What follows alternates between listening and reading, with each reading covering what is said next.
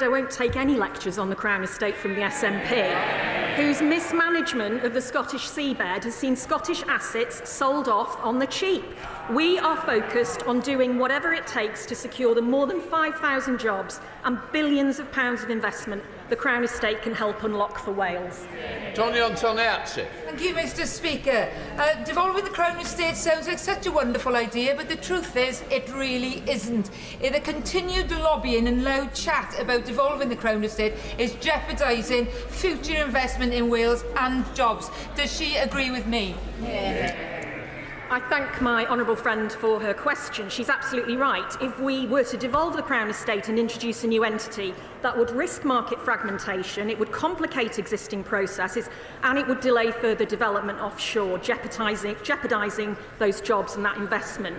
Even if it could be done without risking the revenues, this would not automatically lead to more money for Welsh Government, because any revenues it retained would likely be offset through reductions to its block grant, as is the case in Scotland. And meanwhile, Wales would no longer benefit from Crown Estate assets and profits in England. Roberts. Iawn Lefarydd, no long-term vision. Torfaen Council has now voted unanimously to devolve the Crown Estate to Wales, meaning every local authority in Wales, including every single Labour-run council, supports the policy. Does the Secretary of State really believe the UK Labour government knows better than the entirety of Welsh local government? And when Wales speaks with one voice, isn't it time Wales's voice in the Cabinet says the same thing? Exactly. Hear, hear. I refer the right honourable lady to my previous answer. Roberts. Answer, it's hardly even looking at the question. So, to turn to another subject, in opposition, the Secretary of State for Wales joined Plaid Cymru in condemning the Conservatives for denying Wales £4.6 billion in rail funding. Now she's in government, she's waxing lyrical about 10% of that, and content with moving the goalpost to deny Wales a further £300 million by recently classifying the Oxford-Cambridge line as benefiting Wales. I don't know how they make this up. Does she oppose this new injustice, or was she ignored, or is it her mission to see Wales shortchanged? Mr. Speaker, I listened very carefully to her question, and I'm sure she would not wish to unintentionally mislead the House. This was an error on the Oxford-Cambridge line. This was an error by the Conservative government in the 2021 spending review. And as she knows, heavy rail infrastructure is reserved, not devolved. Like every heavy rail project in England, Barnett consequentials do not apply. The UK Government fund from which East West Rail is being funded is also directing funding projects in Wales, like the redevelopment of Wales's busiest station, Cardiff Central, improvements to level crossings in North Wales and upgrading the South Wales relief lines. And I know all 27 Welsh Labour MPs on these benches are looking forward to hearing what the Chancellor has to say today about rail investment after all their excellent advocacy on behalf of people across Wales. Melanie Ward.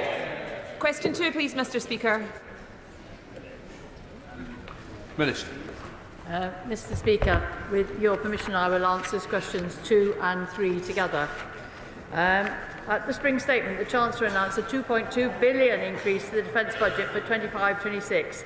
This will help grow the Welsh economy and our thriving defence sector in Wales, home to over 7,000 MOD-supported jobs and major companies such as Kinetic, BAE Systems, Airbus, General Dynamics and Thales. As part of the strategic review, defence review, a £100 million boost was announced for the repair and renewal of military homes in Wales, benefiting hundreds of service families.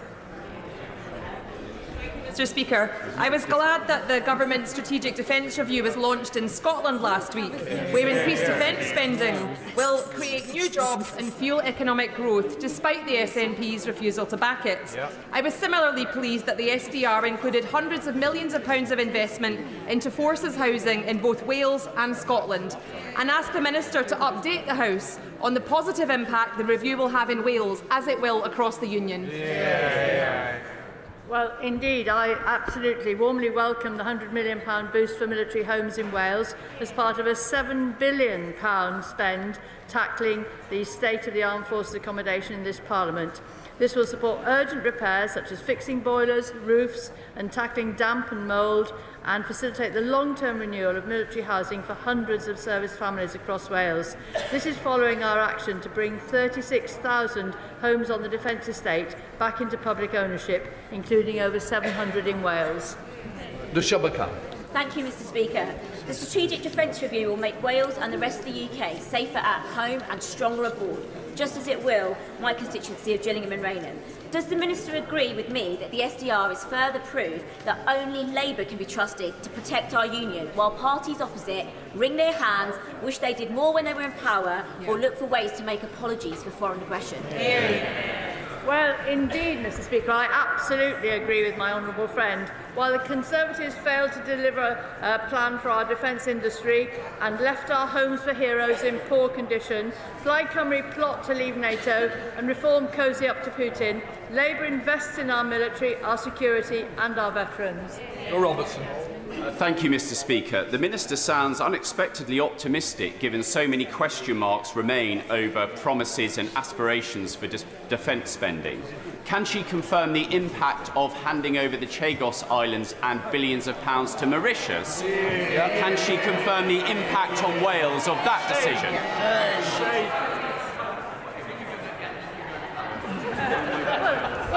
Well, Mr. Speaker, I would like to focus on the benefit to Wales of the defence budget. The defence budget bringing industry more jobs in Wales and upgrading our military homes in Wales. And I think, Mr. Speaker, that's what today's questions are about. Jim Shannon on Wales. Thank you. Thank you, Mr. Speaker. Thank the Minister very much for that answer. And I very much welcome the government's increased spending in Wales because, first of all, it's good for jobs and opportunity. But those in uniform, whether it be in the Army, the Royal Air Force or the Royal Navy, come from all over the United Kingdom. They come from Wales, they come from Scotland, they come from Northern Ireland. So does the Minister acknowledge that the percentage share of new spend in defence is done in proportion to those who serve in uniform, those who live in the country, or for the companies that are already involved in the defence sector? Thank you. Well, Mr. Speaker, as I'm sure he knows, Northern Ireland benefits very considerably from companies like Thales bidding into that defence fund, and I know that for many, many years there have been many excellent service personnel from Northern Ireland. I'm sure that he will be looking after them when they become veterans. Secretary of State Minns Davies. Given the precarious global affairs, Conservatives believe that our defence and defence jobs should be a #1 priority for the Labour-controlled Wales office. Major defence companies such as General Dynamics in Merthyr and Caerphilly and Takeda in Ceredigion, among others, await answers. Mr. Speaker, Plaid is a party that wants to break up the cherished union, withdraw Wales's full membership from NATO and surrender our nuclear defence system. Is this Minister seriously concerned by this? And if so, will she rule out her Labour Senedd colleagues ever doing a coalition with the Nationalists in an expanded Cardiff Bay? Well, I'm sure, Mr. Speaker, that I don't need to remind the Honourable Lady that defence is a reserved matter. Decisions will be taken in this UK Parliament, and that it is up to the Welsh Senedd how they form a government following the elections next year. Sarah Butch. Four, please, Mr. Speaker. Secretary of State. Thank you, Mr. Speaker. We have transformed the relationship with Welsh Government, and our two Labour governments are delivering on the priorities of the people of Wales. Together, we've delivered a record-breaking budget settlement for the Welsh Government. NHS waiting lists have fallen 4 months in a row. Tens of thousands of new jobs have been secured through inward investment, and pay rises are helping people across Wales through the record increases to the national and living wage. Diolch yn fawr.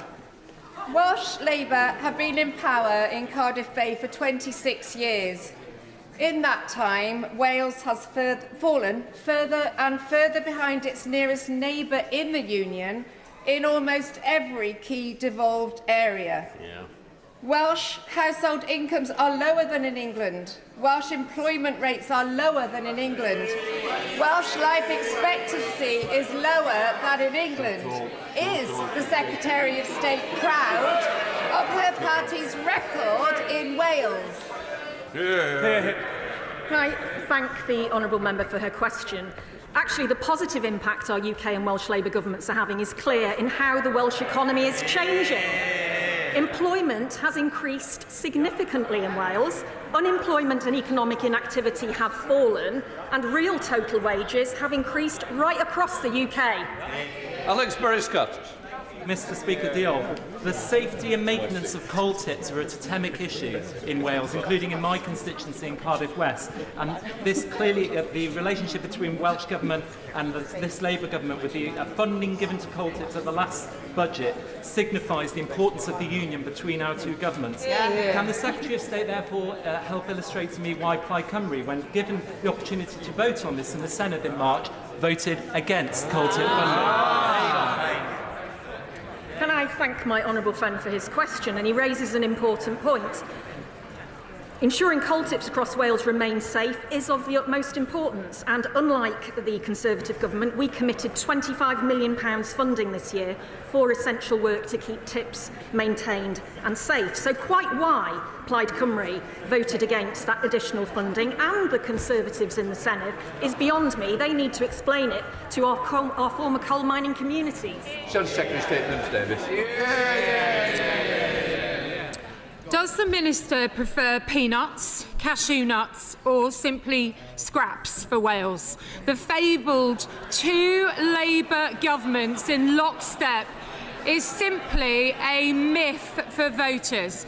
Changing rail classifications and short-changing Welsh communities is a true reality.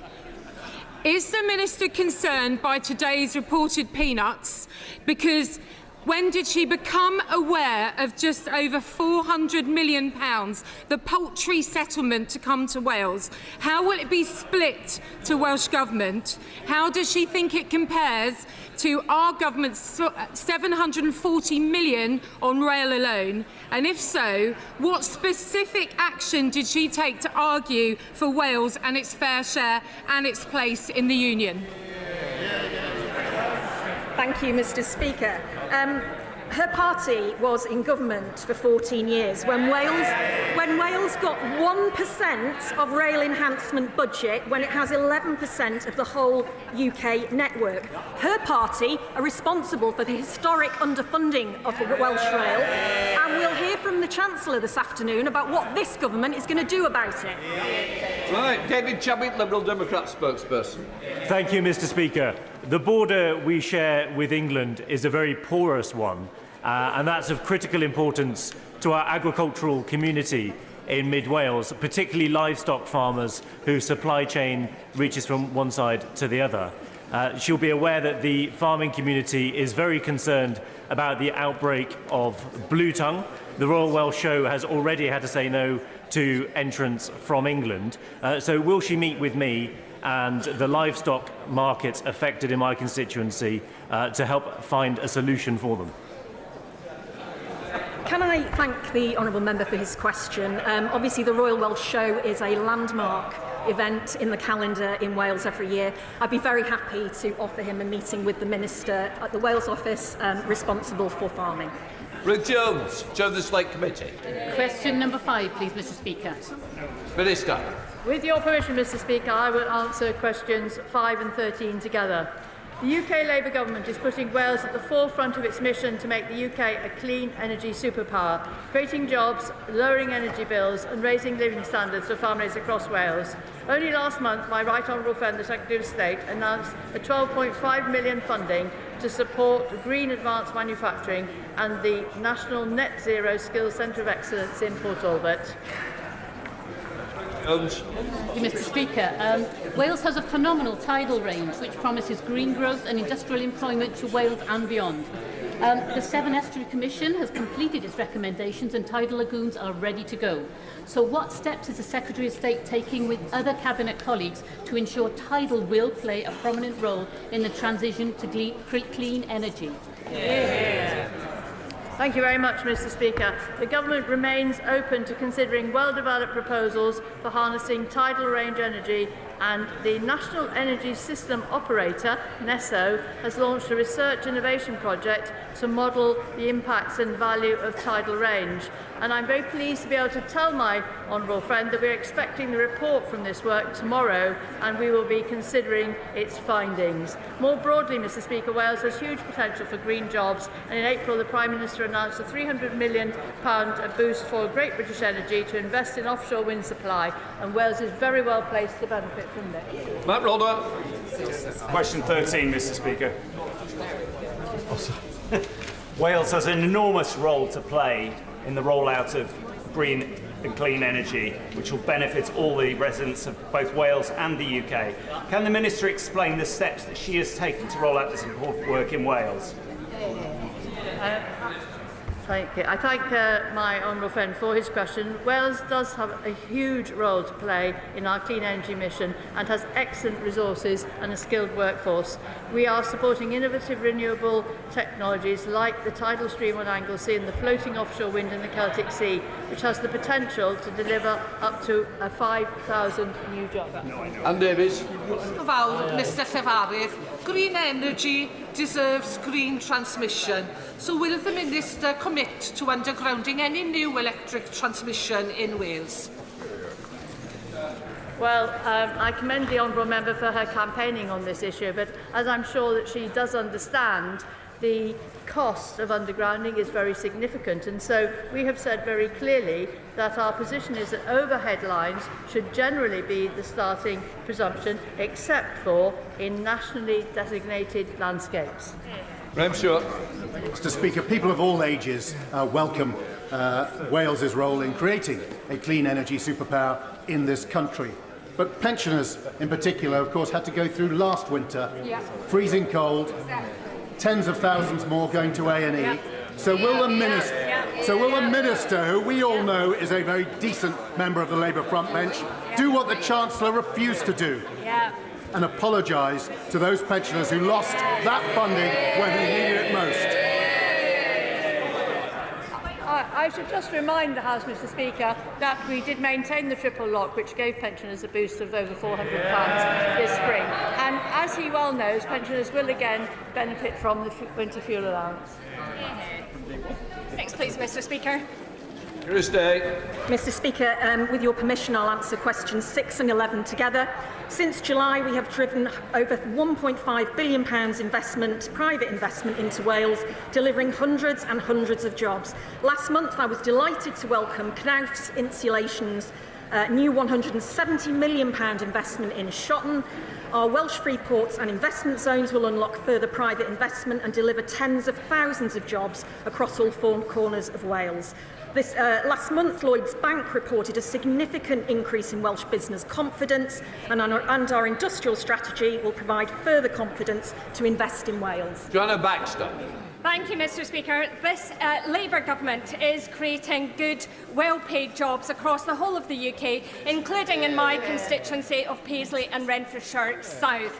Can the Secretary of State explain what she's doing in collaboration with Cabinet colleagues to make sure that these new jobs are genuinely good jobs with well-paid terms and conditions?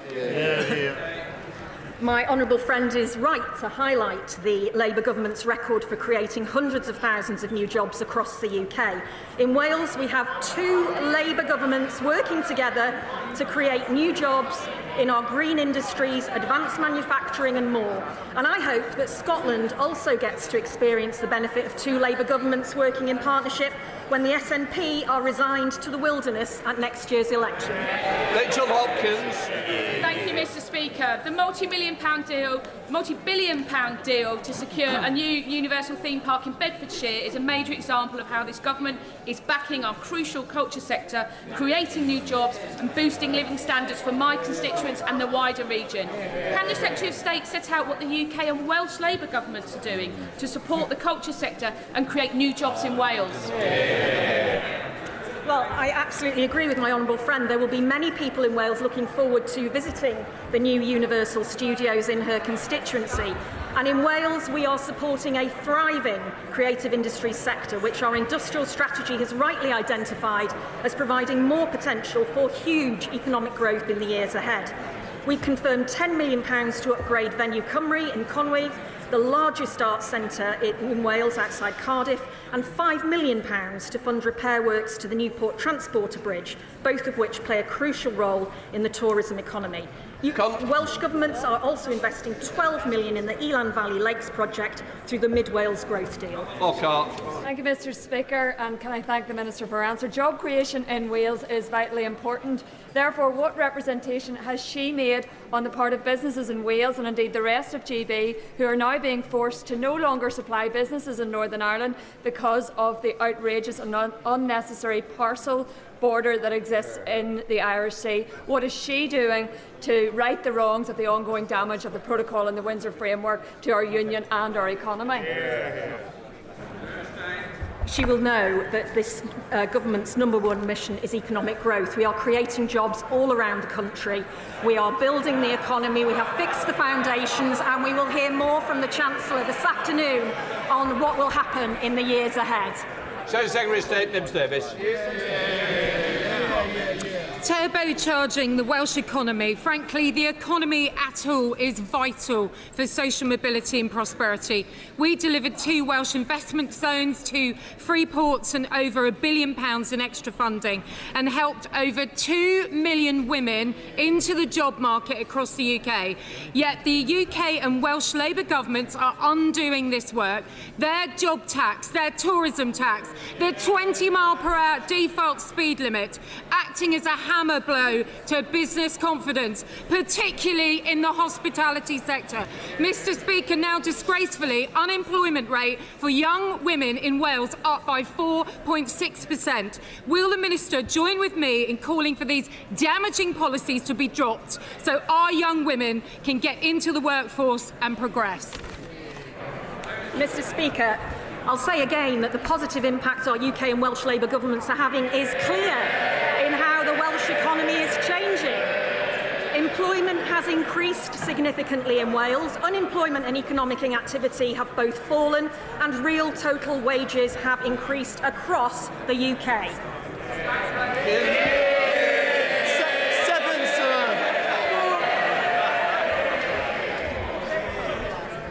Number 7 from bench.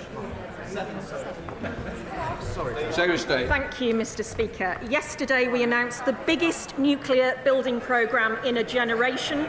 We are investing £14.2 billion to build Sizewell C, and we confirmed Rolls-Royce SMR as the preferred bidder to build the country's first small modular reactors. I met with the chair of Great British Nuclear last week to discuss how we maximise the opportunities for Wales from new nuclear projects, and I'll continue to work with the Energy Secretary and Welsh Government to ensure that Wales's supply chain and workforce benefit from this investment. Jack Rankin. Thank you, Mr Speaker. Wales has incredible potential for next generation of nuclear, but Labour's announcement yesterday is a fraction of what is needed. Green baseload power, which stabilises our grid, enhances power generation as it has done before in Anglesey. Will the Minister give a clearer answer today to confirm that Wales will be a key part of new nuclear, building on Conservative work supporting Welsh nuclear, or will this be another failure to deliver for these communities under Labour? Almost all of the UK's nuclear power stations are currently due to come offline in the 2030s. It's this government that's changing that, setting out our plan to end the years of Tory failure on nuclear, failure to invest, failure to deliver. We will deliver the biggest nuclear building programme in a generation. Thank you, Mr Speaker. In 14 years, the party opposite delivered no new nuclear anywhere in the country, including in Wales. So would the Secretary of State agree with me that this Labour government is committed to delivering energy security, good jobs and lower bills for families across Wales? Can I thank my honourable friend for her question? She will know that the Sizewell C Consortium, for example, a group of over 200 nuclear supply chain companies, has a memorandum of understanding with the Welsh Government which will result in an investment of up to £900 million in the Welsh nuclear supply chain. Great British Energy Nuclear acquired the Wilver site last year. Wilver previously hosted a nuclear power plant and is the best potential site in the UK for new nuclear deployment. Before we come to Prime Minister's questions, can I welcome in the gallery the President and the delegation to the French National Assembly. And also the knighthood to Sir Billy Boston. Anne Davies, Prime Minister's questions. Question 1, please. Mr. Speaker, can I first wish you a happy birthday for yesterday and say that we're all delighted that Sir Billy Boston, a great British sporting icon, has received his richly deserved knighthood. Long overdue, if I may say, for him, but also for rugby league. Mr. Speaker, it's Carers Week, and I know the whole House will join me in celebrating the selfless dedication of our unpaid and young carers. This weekend also marks the 8th anniversary of the Grenfell Tower fire. We will honour the 72 men, women and children who lost their lives by delivering meaningful and lasting change, a country with safe and secure homes for everyone, and where justice is done for the Grenfell community. Mr. Speaker, acting alongside our allies, we've sanctioned individuals responsible for inciting appalling settler violence and expansion. We've done that to uphold human rights and defend the prospect of a two-state solution. We will continue to support all efforts to secure a ceasefire, the release of all hostages despicably held by Hamas, and the humanitarian aid that needs to surge in. Mr. Speaker, this morning I had meetings with ministerial colleagues and others. In addition to my duties in this House, I shall have further such meetings later today. Davies. Diolch, Mr Llefarydd. My constituent, Mr Michael O'Leary, was brutally murdered 5 years ago and his body was desecrated.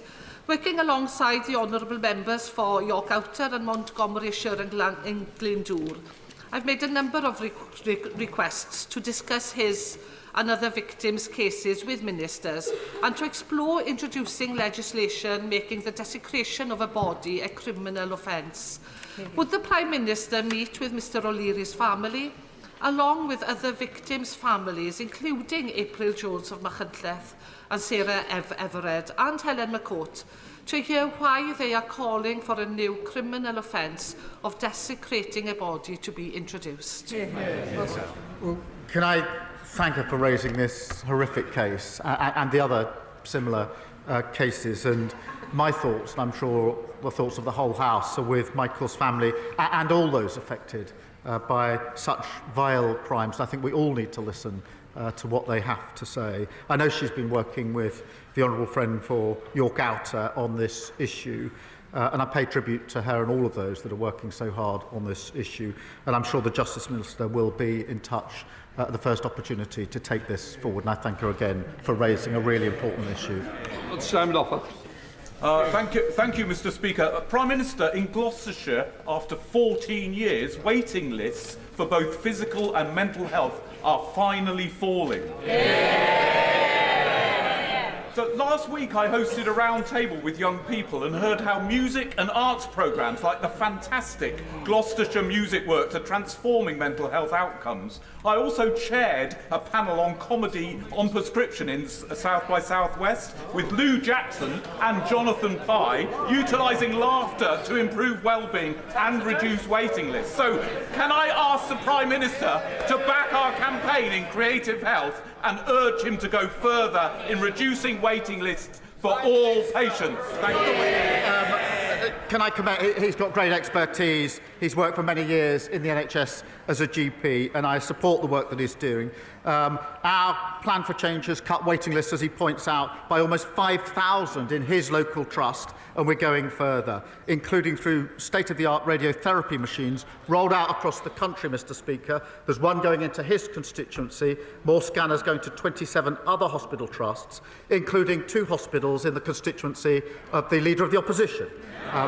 All made possible by the decisions that we've made, and I know she'll want to stand up and welcome that. Leader of the Opposition, Mr. Speaker, perhaps the Prime Minister knows something I don't know. There's only one hospital in my constituency. But Mr. Speaker,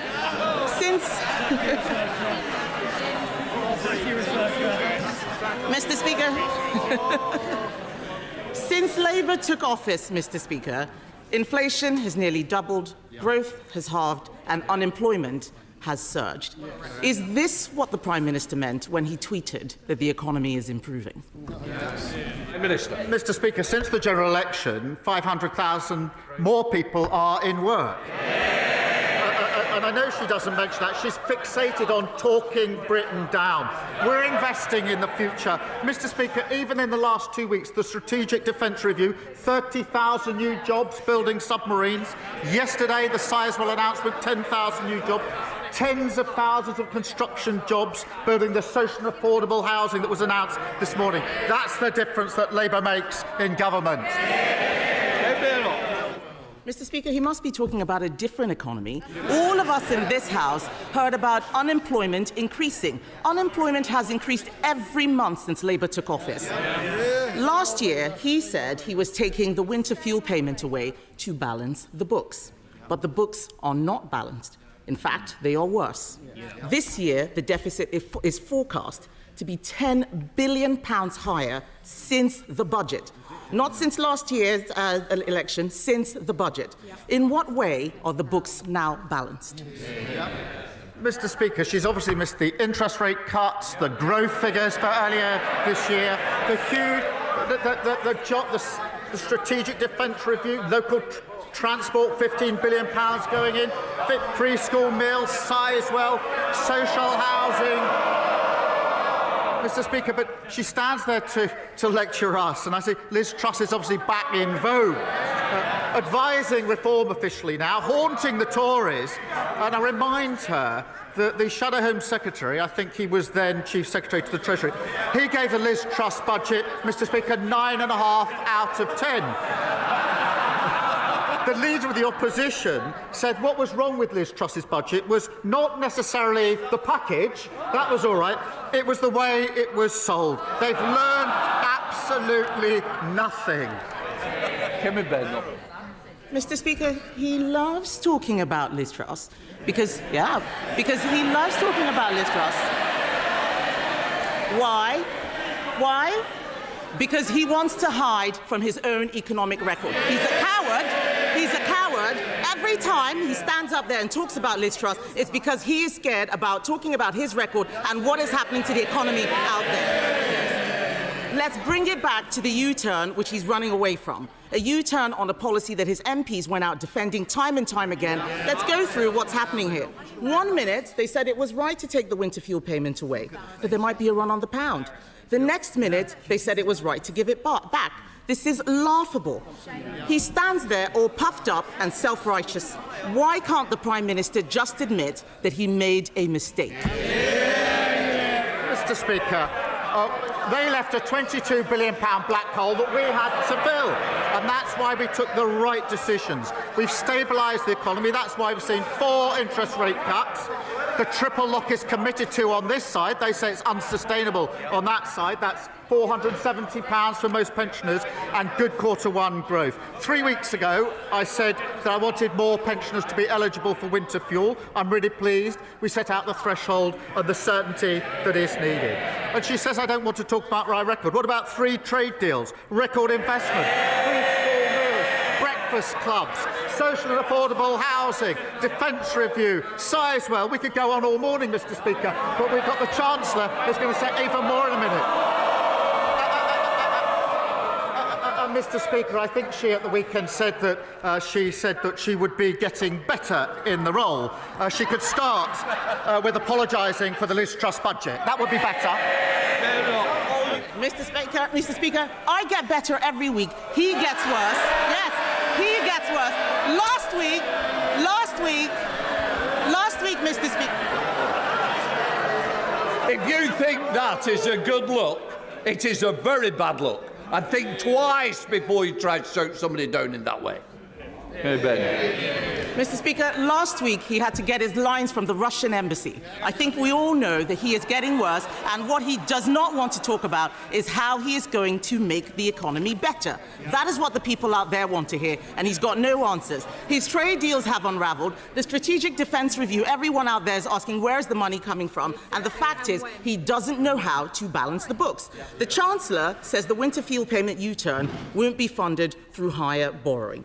So will the Prime Minister admit that it will be funded by putting everybody's taxes up? Prime Minister. Mr. Speaker, I think she let slip on the Matt Ford programme the other day that she rehearses her fury for PMQs. So a very good rehearsal this morning, I think. Mr. Speaker, she asked what we're doing. At the budget, we put record investment in our NHS and our public service. Record investment. And she comes every week to carp on about national insurance, but she doesn't stand there with the courage of her convictions and say she'll actually reverse it. And the reason she won't, because she won't stand up and say she's against the investment in the NHS. She won't stand up and say she's against the investment in our public services. And we'll all listen very carefully in just 20 minutes when the Chancellor lays out more record investment as to whether they welcome it or whether they say they wouldn't support it. Mr. Speaker, every week I come here to tell him the truth. The truth that the economy is in a spiral because Labour, that's all of them, Labour put up taxes that cut growth. And we all heard the Prime Minister, he didn't rule out tax rises, so they are going to have to put up taxes even more. This is a spiral. And if that wasn't bad enough, Mr. Speaker, if that wasn't bad enough, this morning we heard that because of his terrible Chagos deal, Mauritius is scrapping income tax. Why on earth should the British taxpayer pay for £30 billion for tax cuts in Mauritius? Mr. Speaker, Diego Garcia is a vital intelligence and strategic capability. And it's absolutely clear that legal uncertainty would compromise it in very short order. That is why they started the negotiations in relation to it. And no responsible Prime Minister would let that happen. We've secured the base for the long time. That has been welcomed by our allies, by the US, by NATO, by Australia, New Zealand, India.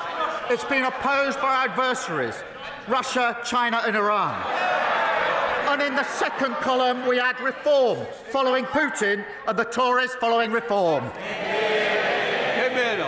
Mr. Speaker, the Prime Minister knows this is nothing to do with national security, but his bad negotiating. I've had the security briefings. It was a bad deal before, and it's still a bad deal. And then in half an hour, the Chancellor is going to stand up and tell us that everything is fine. But the truth is, she has made bad choices. Bad choices that mean higher inflation, bad choices that have led to lower growth, bad choices that have meant that jobs have been lost every single month since Labour came into office.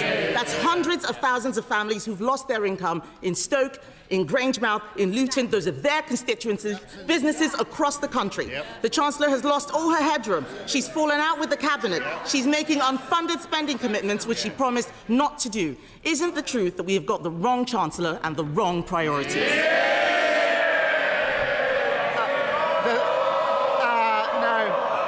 The wrong choice they made was making her Leader of the Opposition. Richard Bergen. Thank you, Mr. Speaker, and belated birthday greetings to you. Mr. Speaker, it's wrong for any Labour government. No Labour government should ever try to balance the books on the backs of disabled people.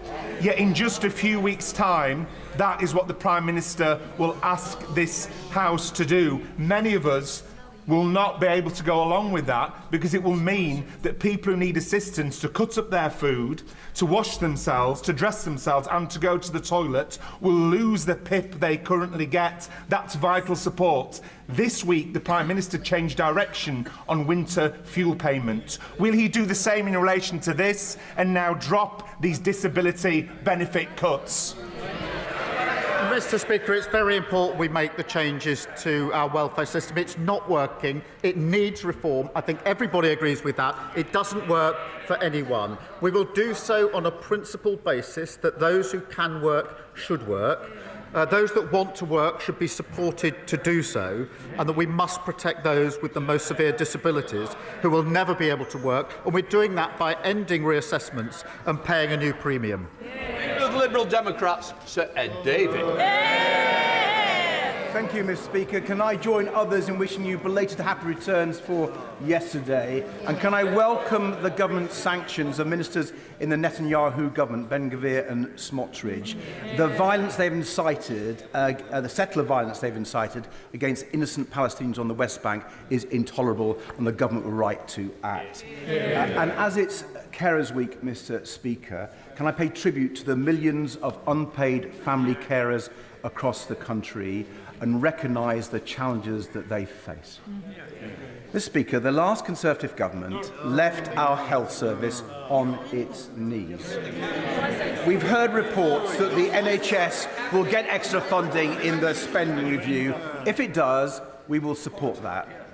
But does the Prime Minister agree that no amount of money for the NHS will solve its crisis unless we also invest to fix care? So without preempting the Chancellor's statement, will the Prime Minister reassure me that both social care and family carers will get the priority they deserve in the spending review? Can I agree with him that the health crisis created by the previous government cannot be solved? They groan. That is exactly how the country feels about the last 14 years and the mess they made of everything. Yes, we do need to fix social care alongside the money that we're putting into the NHS. We're putting record amounts into the NHS. That's the right thing to do, and we're seeing the results. We promised 2 million extra appointments in the first year, of the Labour government. We've delivered 3 million, so there will be that extra funding. I would gently say to him, whilst he welcomes all the extra funding, he can't also at the same time simply say he's against any way of raising the money for the funding. There's an incompatibility there. Sir Ed Davey. Mr. Speaker, the Prime Minister knows you've got a fairer and better way of funding NHS investment, and I regret the fact that he didn't answer my question on care. But, Mr. Speaker, moving on, the Prime Minister is right to increase defence spending, and later we'll hear the difficult choices the Chancellor has had to make, partly to fund that defence expenditure. But there are £25 billion of frozen Russian assets in the UK right now. Billions that could be used to stop Putin's war machine and to boost Britain's defence industry even faster. So at the G7 this weekend, will the Prime Minister try to seek an agreement to seize those frozen Russian state assets and use them to support Ukraine?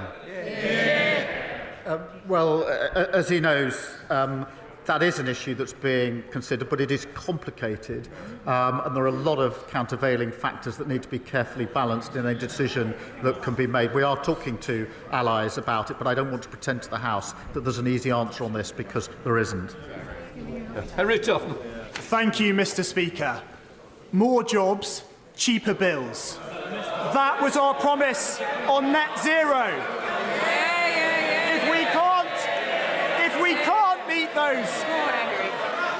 If we can't meet those goals, then we must consider our approach. In Pembrokeshire, we have a proud industrial history rooted in oil and gas, and an incredibly exciting opportunity in floating offshore wind in the Celtic Sea.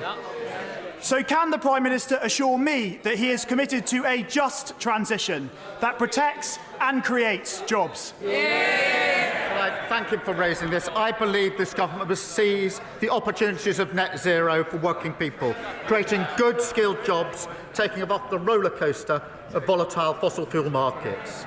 Under past governments, Mr. Speaker, hard-working communities had their pride and their jobs ripped away, and we will never do that in relation to a transition. We've already seen £40 billion of investment in energy and renewables, and the CBI shows that 38,000 jobs in Wales are linked to clean energy. I want to see more of that. Both of them are against it. Saoirse Eastwood.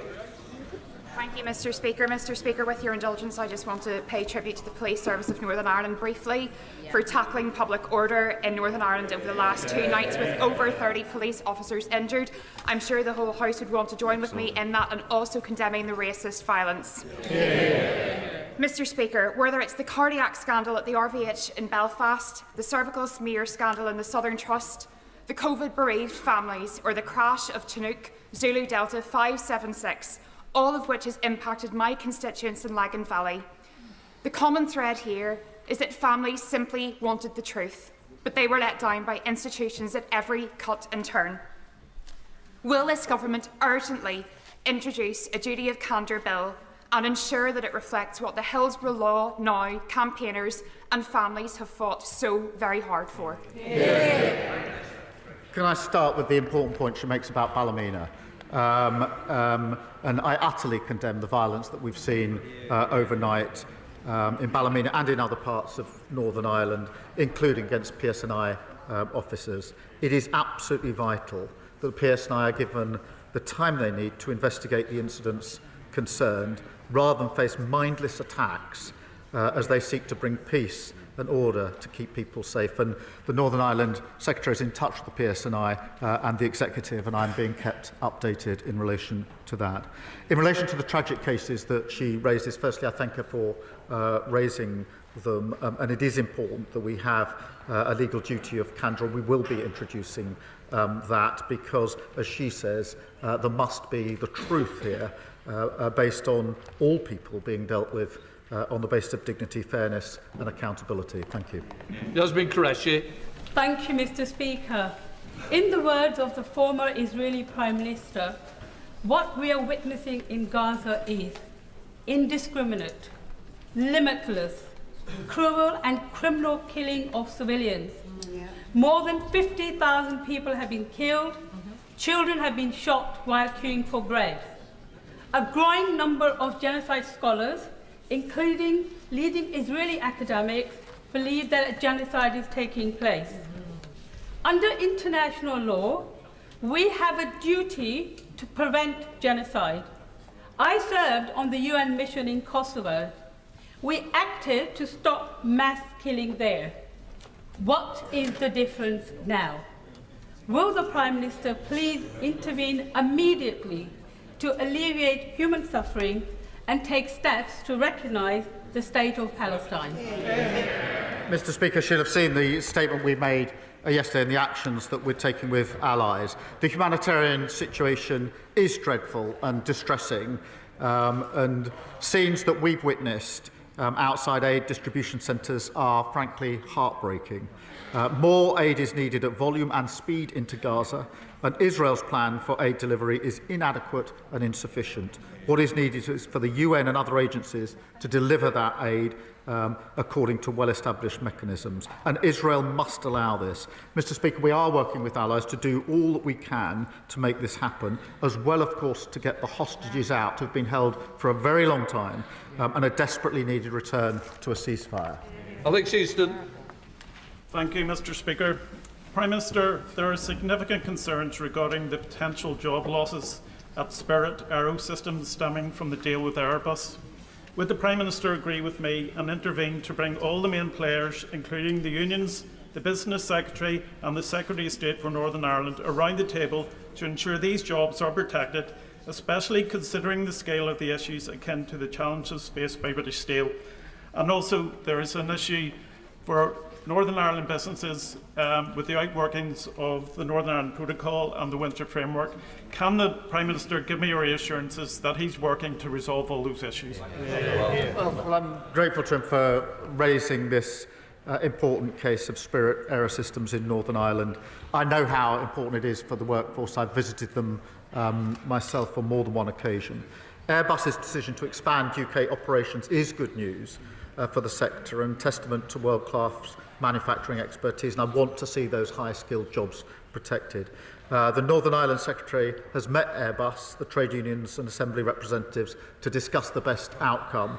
The Minister of Industry is continuing engagement with stakeholders, and we will do everything we can in relation to this situation. I'm grateful to him for raising it. Thank you, Mr. Speaker. Will the Prime Minister join me in condemning decisions taken by the Transport Minister of the previous government, who turned their back on promises to deliver a new train station at Bean Park, which derailed growth in my constituency of Dagenham and Rainham? And will he also agree that the Grampian condition on the Bean Park development must be honoured and that infrastructure must accompany all developments of scale as we get on with the job of delivering millions of new homes? Well, I know she's been fighting hard for this project for years, and she's right, the previous government failed to deliver. You could say that about anything they touch, Mr. Speaker. But the Rail Minister is working with the Mayor and Housing Minister to get an appropriate solution to unlock housing in the area. Mr. Speaker, we'll also bring C2C back into public ownership, improving reliability and performance and ensuring every penny is focused on better service. I imagine when I said disaster is referring to the last government. Thank you, Mr. Speaker. I've spoken with parents with children with special education needs and disabilities, but aren't getting the support they need in school. However, if as a result their child is out of school, they're left facing prosecution, fines or even prison time. Punishing parents for the failings of a broken system is outrageous. So will the Prime Minister end this by backing Lord's Amendment 349A to the Children's Wellbeing and School Bill, and will he meet with me to discuss this further? Can I thank her for raising this? The epidemic of absence in our schools is something that really does worry me and concern me. Thanks to the efforts of schools and parents across the country, we've seen over 3 million more days in school this year compared to last, which is really important. But we do know that pupils with special educational needs face more complex barriers in relation to school attendance. Look, we will, of course, look at all amendments in the usual way, but in this instance, I do think we struck the right balance. Chris Webb. Thank you, Mr. Speaker. May I start by congratulating Sir Billy Boston. Billy ended his career playing at Blackpool, and I know this has been a long campaign by the Culture Secretary, the Speaker, the Honourable Member for Makerfield, and many in this House, so congratulations to Sir Billy. 12,000 people, it's been exposed by shelter, are waiting for council housing in Blackpool. This is a damning indictment on the legacy of the previous 14 years of the government. Hundreds of families in my constituency are waiting for housing, stuck in bed and breakfast, or like my constituent Casey, who's sofa surfing with her 2 children in tow. So will the Prime Minister, alongside the Deputy Prime Minister, commit to a new generation of social housing and council housing in my constituency and help me build a better Blackpool? Well, can I join him on his comments about Billy Boston? And I think the whole House will, Mr. Speaker. We are turning the tide on the housing crisis with the biggest investment in social and affordable housing in a generation, Mr. Speaker. The Chancellor investing £39 billion over the next 10 years, almost double what we saw under the last government. And no wonder the National Housing Federation welcomed this as transformative, saying it offers real hope to the thousands who need safe, secure and affordable homes. Sarah Bull.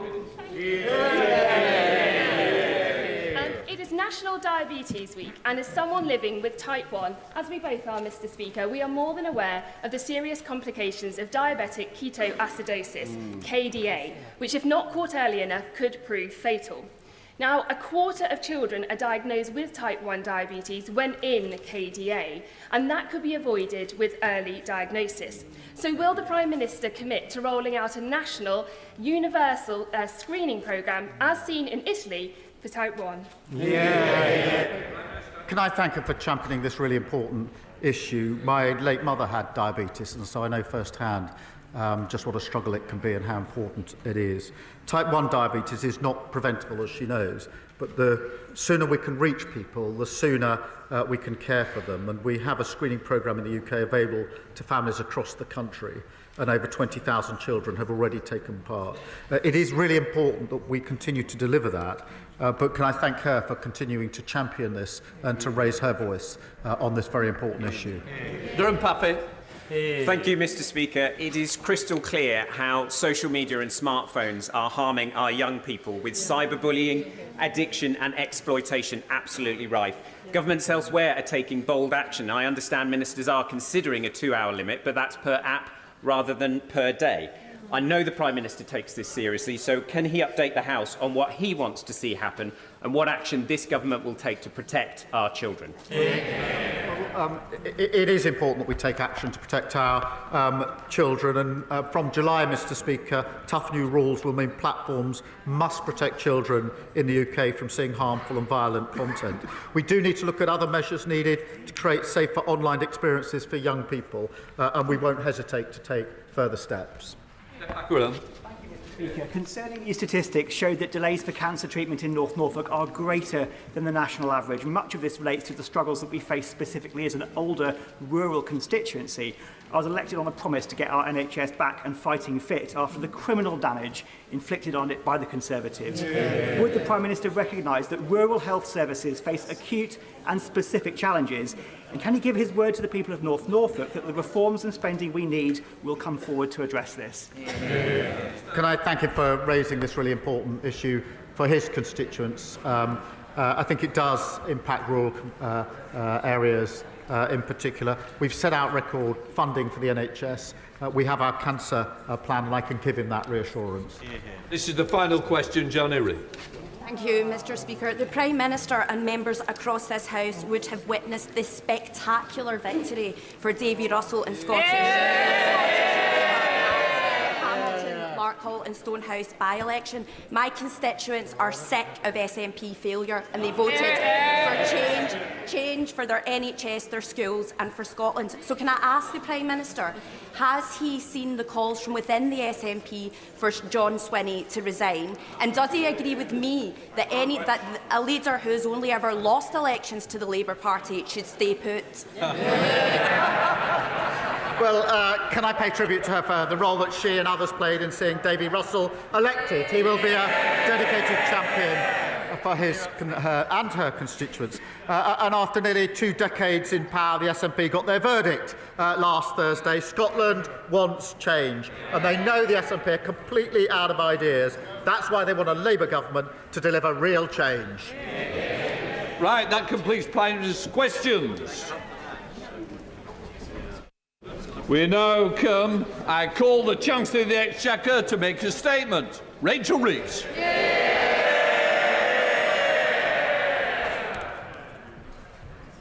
Thank you, Mr Speaker. My driving purpose since I became Chancellor is to make working people in all parts of our country better off, to rebuild our schools and our hospitals, to invest in our economy so that everyone has the opportunity to succeed after 14 years of mismanagement and decline by the party opposite, culminating in a £22 billion black hole in the public finances. That was their legacy, and the first job I faced as Chancellor was to set it right. So at the budget last October, and again in the spring, I made the choices necessary to fix the foundations of our economy. And we wasted no time in removing the barriers to growth.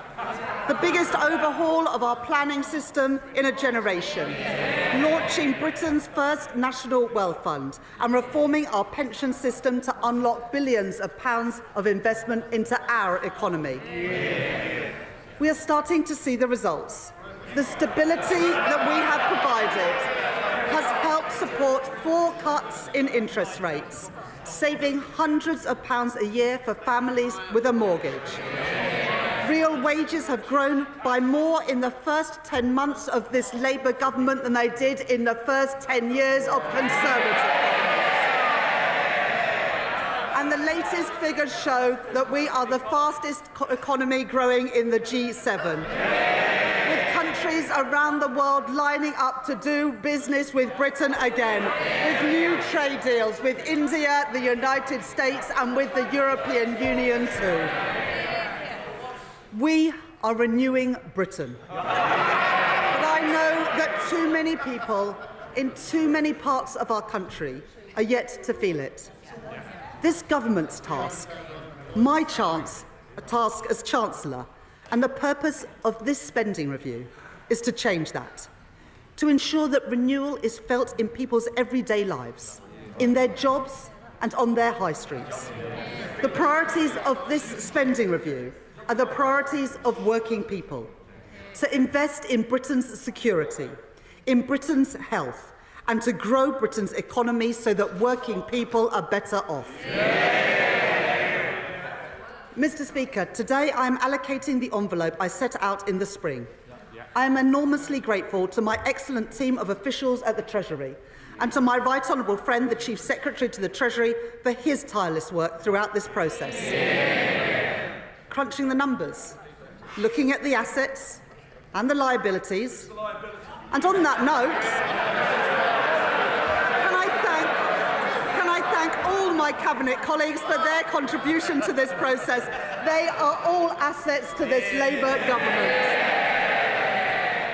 In this spending review, total departmental budgets will grow by 2.3% a year in real terms. Compare that to the Conservative choice of austerity. In contrast to our increase of 2.3%, they cut spending by 2.9% per year in 2010. So let's be clear. Austerity was a destructive choice for the fabric of our society.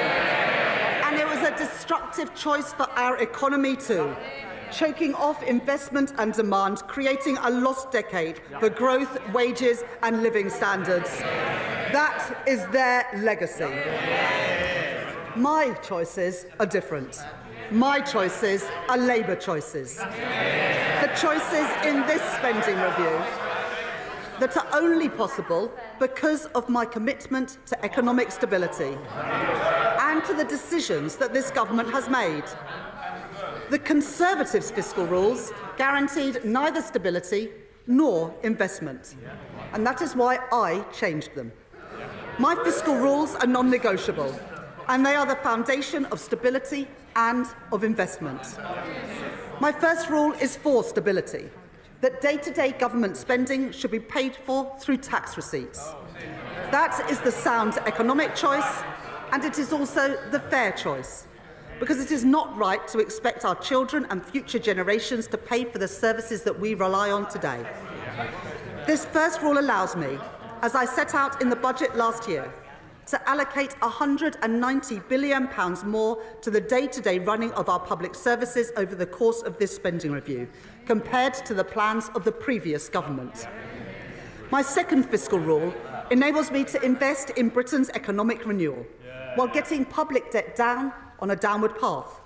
The rule has allowed me to increase public investment by over £100 billion in the autumn and a further £13 billion in the spring. Investment to rebuild our transport networks, to rebuild our defence capability and to rebuild our energy security. In short, to grow our economy. Mr. Speaker, I've made my choices. Tough decisions, yes, for stability. Changing Britain's fiscal rules, yes, for investment. And today, delivering that investment for the renewal of Britain. Now it is a time for the parties opposite to make their choices. The spending plans that I am setting out today are only possible because of the decisions that I took in the autumn to raise taxes and the changes to our fiscal rules. Every one of those changes was opposed by the parties opposite. So today, they can make an honest choice, and they can oppose these spending plans, as they opposed every penny I raised to fund them. Or they can make the same choice as Liz Truss: spend more, borrow more, with no regard for the consequences. And in their clamour to cut taxes for the richest, the Conservatives crashed our economy. They sent mortgage rates spiralling and they put our pensions in peril. I will never take those risks. And reform, well, they're itching to do the same thing all over again. Now, the member for Clacton may be playing the friend of the workers now, but some of us are old enough to remember when he described the disastrous Liz Truss budget as, and I quote, the best Conservative budget since the 1980s. Mr. Speaker, after the damage is done, he still nods along. They have learnt nothing. And his party have been in Parliament for less than a year, and yet they have already racked up £80 billion of unfunded commitments. They are simply not serious. Mr. Speaker, every day it becomes clearer. It is Labour, and only Labour, that has a credible plan for the renewal of Britain. As I said in my spring statement, the world is changing before our eyes. And since the spring, the challenges that we face have become even more acute. The signs of our age of insecurity are everywhere. So we are acting on the promise in our plan to change, building renewal on foundations of national security, border security and economic security. As the Prime Minister said earlier this month, a new era in the threats that we face demands a new era for defence and security. That's why we took the decision to prioritise our defence spending by reducing overseas development aid, so that defence spending will now rise to 2.6% of GDP by April 2027, including the contribution of our intelligence agencies.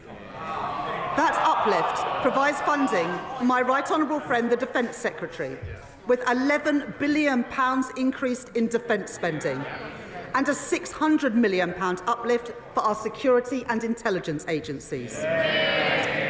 That investment will deliver not only security, but also renewal. In Aldermaston and Lincoln, in Portsmouth and Filton, on the Clyde and in Rosyth, investment in Scotland, jobs in Scotland, defence for the United Kingdom, opposed by the Scottish National Party, delivered by this Labour government.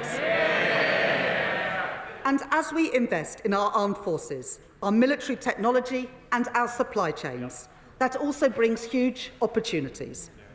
£4.5 billion of investment in munitions, made in factories from Glasgow to Glasgow, Stevenage to Radway Green, and over £6 billion to upgrade our nuclear submarine production, supporting thousands of jobs across Barrow, Derby and Sheffield. We will make Britain a defence industrial superpower, with the jobs, the skills and the pride that come with it. A more unstable world presents new challenges at our borders too, where conflict has opened the way for organised criminal gangs. The British people rightly expect us to have control of who comes into our country. The party opposite said that they would take back control. Well, Mr. Speaker, they lost control.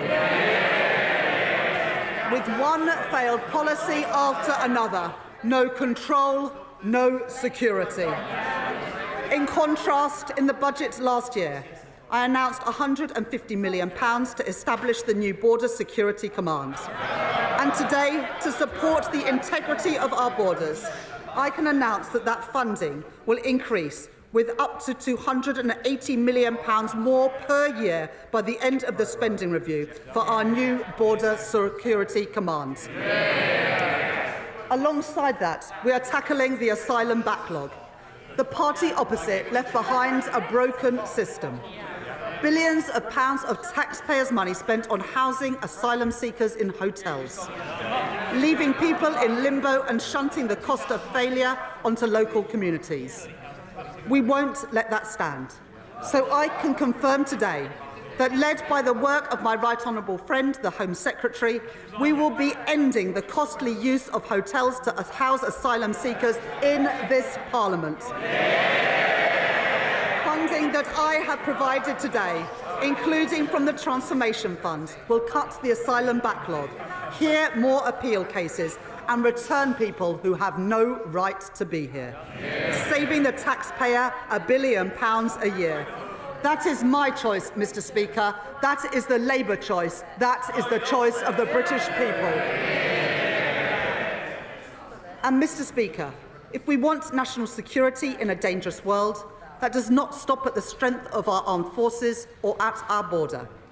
I have long spoken about what I call securonomics, the basic insight that in an age of insecurity, government must step up to provide security for working people and resilience for our national economy. Put simply, where things are made and who makes them matters. Take energy. The Tories neglected our nuclear and renewable sectors and closed our gas storage facilities, leaving us exposed to hikes in energy prices when Russia invaded Ukraine. And it was working people who paid the price for their mistakes.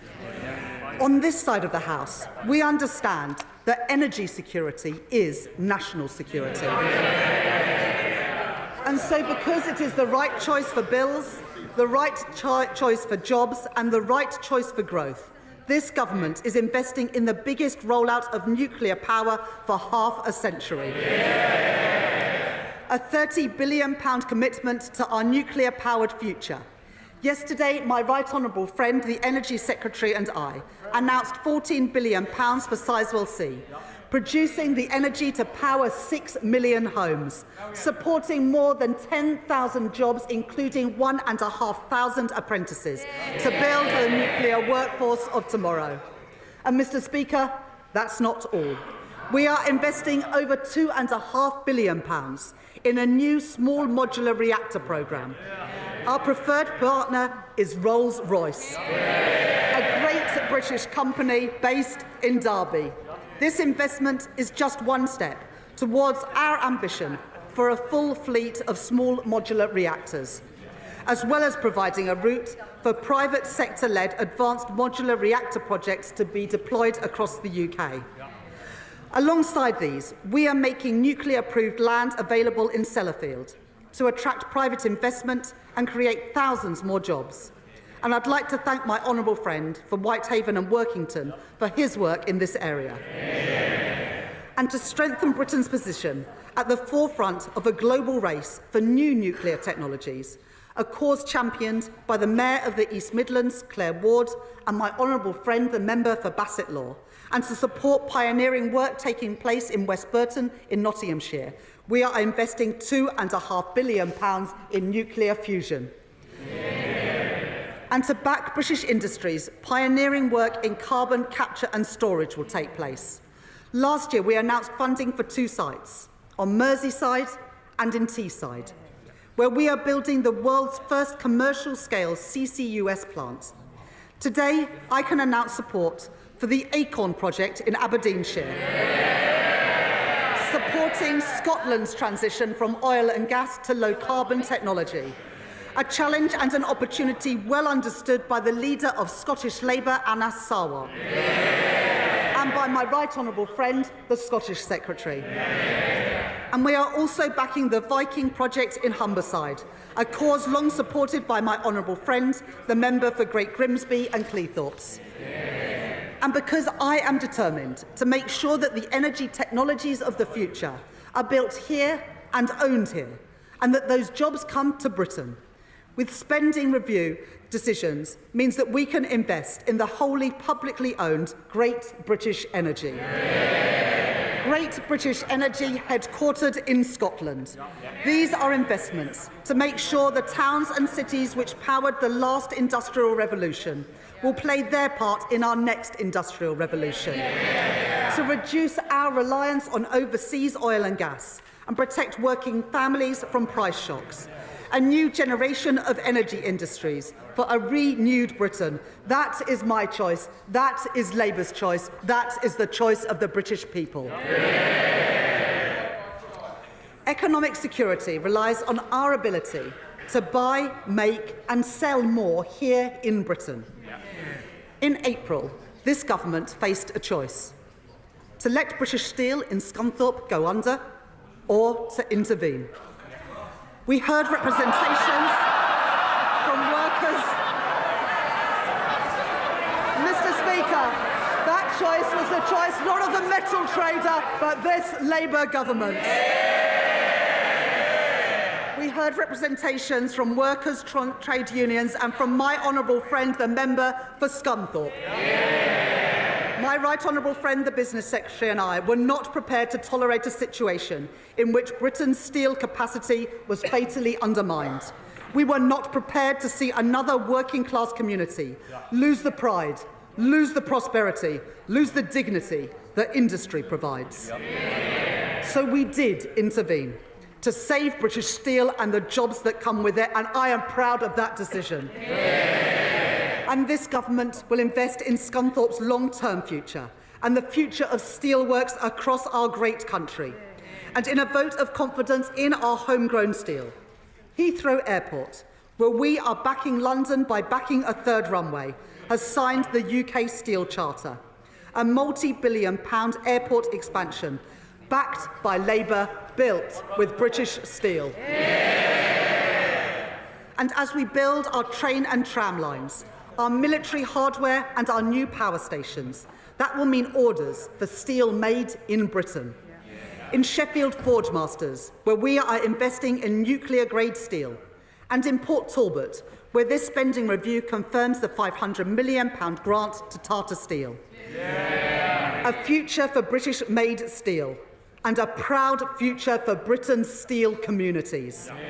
Things built to last, built here in Britain. That is my choice. That is Labour's choice. That is the choice of the British people. This Labour government is backing British business. There will be more to come in the weeks ahead with our 10-year infrastructure strategy and our modern industrial strategy too. A plan drawn up in partnership with businesses and trade unions. And when I speak to business people and entrepreneurs about what they need to succeed, they say they need the chance to innovate. They need access to finance. They need a deep pool of talent. We have heard that message, and so today we are taking action. First, innovation, a great British strength. Our universities are world-leading, and we are proud of them. We want our high-tech industries in Britain today to continue to lead the world in the years to come, in car production, in aerospace, and in life sciences. So we are backing our innovators, backing our researchers, and backing our entrepreneurs, with R&D funding rising to a record high of £22 billion per year by the end of the spending review.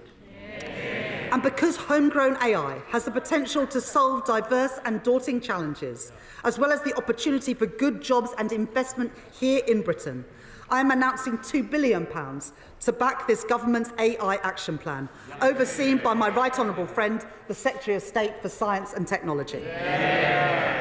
And second, to champion those small businesses seeking access to finance as they look to grow, I am increasing the financial firepower of the British Business Bank. A two-thirds increase in its investments, increasing its overall financial capacity to £25.6 billion to help pioneering businesses start up and to scale up, backing Britain's entrepreneurs, backing Britain's wealth creators. And third, as we invest, if we are to thrive in the industries of the future, we must give our young people the skills that they need to contribute to our national success. As scientists, engineers and designers, as builders, welders and electricians. I know the ambition, the drive and the potential of our young people, and it cannot be right that too often those ambitions and that potential are stifled. When young people who want training find courses are oversubscribed and are turned away at the door, forcing growing businesses eager to recruit to look elsewhere. Potential wasted and enterprise frustrated. So today I am providing record investment for training and upskilling. £1.2 billion a year by the end of the spending review to support over 1 million young people into training and apprenticeships so that their potential, their drive and their ambition is frustrated no longer. And on the subject of skills, Mr. Speaker, we should all recognise the Leader of the Opposition's own commitment to lifelong learning. At the weekend, she promised to learn and to get better on the job. Well, I am sure that members on the benches opposite will be supporting her in that endeavour. Good luck with that. As we build a strong and secure and resilient economy, working people must feel the benefits. That starts with the security of a proper home. Our planning reforms have opened up the opportunity to build. Now we must act to make the most of those opportunities. And a plan to match the scale of the housing crisis must include social housing. Neglected for too many decades, but not by this Labour government. And so, led by my right honourable friend, the Deputy Prime Minister, we are taking action. I am proud to announce the biggest cash injection into social and affordable housing in 50 years. A new affordable homes programme in which I am investing £39 billion over the next decade direct government funding to support house building, especially for social rent. And I am pleased to report that towns and cities, including Blackpool, Preston, Sheffield and Swindon, have already had plans to bring forward bids to build those homes in their communities. And I have gone further. Mr. Speaker, last autumn, I enabled greater use of financial transactions to support investment in our infrastructure, alongside strict guardrails that ensure that money is spent wisely through our public financial institutions. And so, in line with that commitment, I am providing an additional £10 billion for financial investments, including to be delivered through Homes England, to crowd in private investment and unlock hundreds of thousands more homes. Homes built by a Labour government, homes built for working people. But, Mr. Speaker, it is no good investing in new skills, new jobs and new homes if they are not properly connected. That is why last week, with the support of my right honourable friend, the Transport Secretary, I announced £15 billion of investment to connect our cities and our towns, the biggest ever investment of its kind. Investments in buses in Rochdale, train stations in Merseyside and Middlesbrough, mass transit in West Yorkshire, and metro extensions in Birmingham, in Tyne Wear and in Stockport. And alongside that, we are backing Doncaster Airport. Today, I am announcing a 4-year settlement for Transport for London to provide certainty and stability for our largest local transport network to plan for the future. And for other regions in the UK, I am today providing for a 4-fold increase in local transport grants by the end of this Parliament to make the improvements put off for far too long to improve the journeys that people make every day. And to unlock the potential of all parts of Britain, we are going further, investing in major rail projects to connect our towns and cities.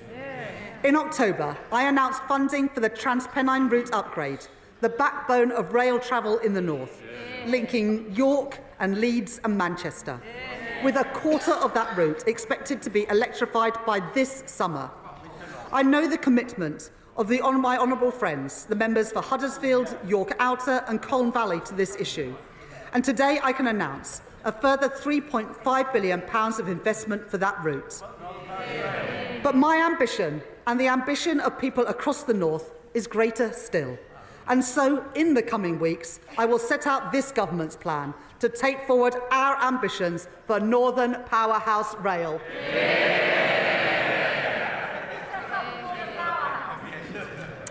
I have also heard the representations of my honourable friends, the members for Milton Keynes North, Milton Keynes Central and Buckingham and Bletchley.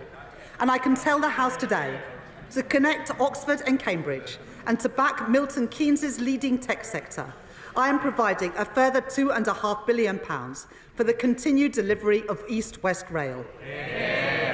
And on a matter I know is of great importance to my honourable friends, the members for Lichfield, Birmingham Northfield and Birmingham Erdington, I can announce today that I am providing funding for the Midlands Rail Hub, the region's biggest and most ambitious rail improvement scheme for generations, strengthening connections from Birmingham across the West Midlands and into Wales too.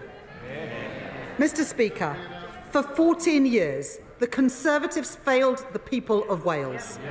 Those days are over. Following representations from my right honourable friend, the Welsh Secretary, the First Minister for Wales and Welsh Labour MPs, I am pleased to announce today £445 million for railways in Wales over 10 years, including new funding for Padeswood Sidings and Cardiff West Junction. That, Mr. Speaker, is the difference made by 2 Labour governments working together to undo a generation of underfunding and neglect. This government takes seriously its commitment to investment, jobs and growth in every part of the UK. And I have heard the concerns of my honourable friends, the members for Mid Cheshire and Rosendale and Darwen, and the Mayor of Liverpool City Region, Steve Rotherham, that past governments have underinvested in towns and cities outside of London and the South East. And they are right. So I am today publishing the conclusion of the review of the Treasury's Green Book, the government's manual for assessing value for money. Our new Green Book will support place-based business cases and make sure no region has Treasury guidance wielded against them. I said we would do things differently. I said we wanted growth in all parts of Britain, and Mr. Speaker, I meant it. Backing our nations and regions means backing our devolved governments. And this spending review provides the largest settlement in real terms since devolution was introduced, with £52 billion for Scotland, £20 billion for Northern Ireland by the end of the spending review, and £23 billion for Wales. And having heard representations from many Welsh Labour colleagues, and because I know the obligation we owe to our industrial communities, I'm providing a multi-year settlement of £118 million to keep coal tips safe in Wales. Mr. Speaker, I know the pride that people feel in their communities. I see it everywhere I go. But I also know that for too many people, there is a sense that something has been lost, as high streets have declined, as community spaces have closed, as jobs and opportunities have gone elsewhere.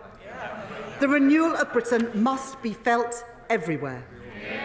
Today, I'm pleased to announce additional funding to support up to 350 communities, especially those in the most deprived areas. Funding to improve parks, youth facilities, swimming pools and libraries. Supporting councils' fight back against graffiti and fly tipping, including in Blackpool South, in Stockport, in Stoke Central, in Swindon North, and in Newcastle upon Tyne East and Wallsend. And there's more. Job creation and community assets are vital to our growth mission. But too often, regeneration projects are held back, gathering dust in bureaucratic limbo. We are changing that. We will establish a growth mission fund to expedite local projects that are important for growth. Projects like Southport Pier, an iconic symbol of coastal heritage which has stood empty since 2022. Kilcody's seafront and high street, where investment would create jobs and new business opportunities. And plans for Peterborough's new sports quarter to drive activity and community cohesion. Because people deserve a government which shares their ambition for their communities. To deliver renewal, to deliver growth, to deliver opportunity. And that is what you get with a Labour government. If people are to feel pride in their community, enjoy their public spaces and spend time on their high streets, they must feel safe when they do so. Safe in the knowledge that when people break the law, they feel the full force of the law. But the party opposite left our prisons overflowing and on the brink of collapse. And they left it to us to deal with the consequences. We are taking the necessary action.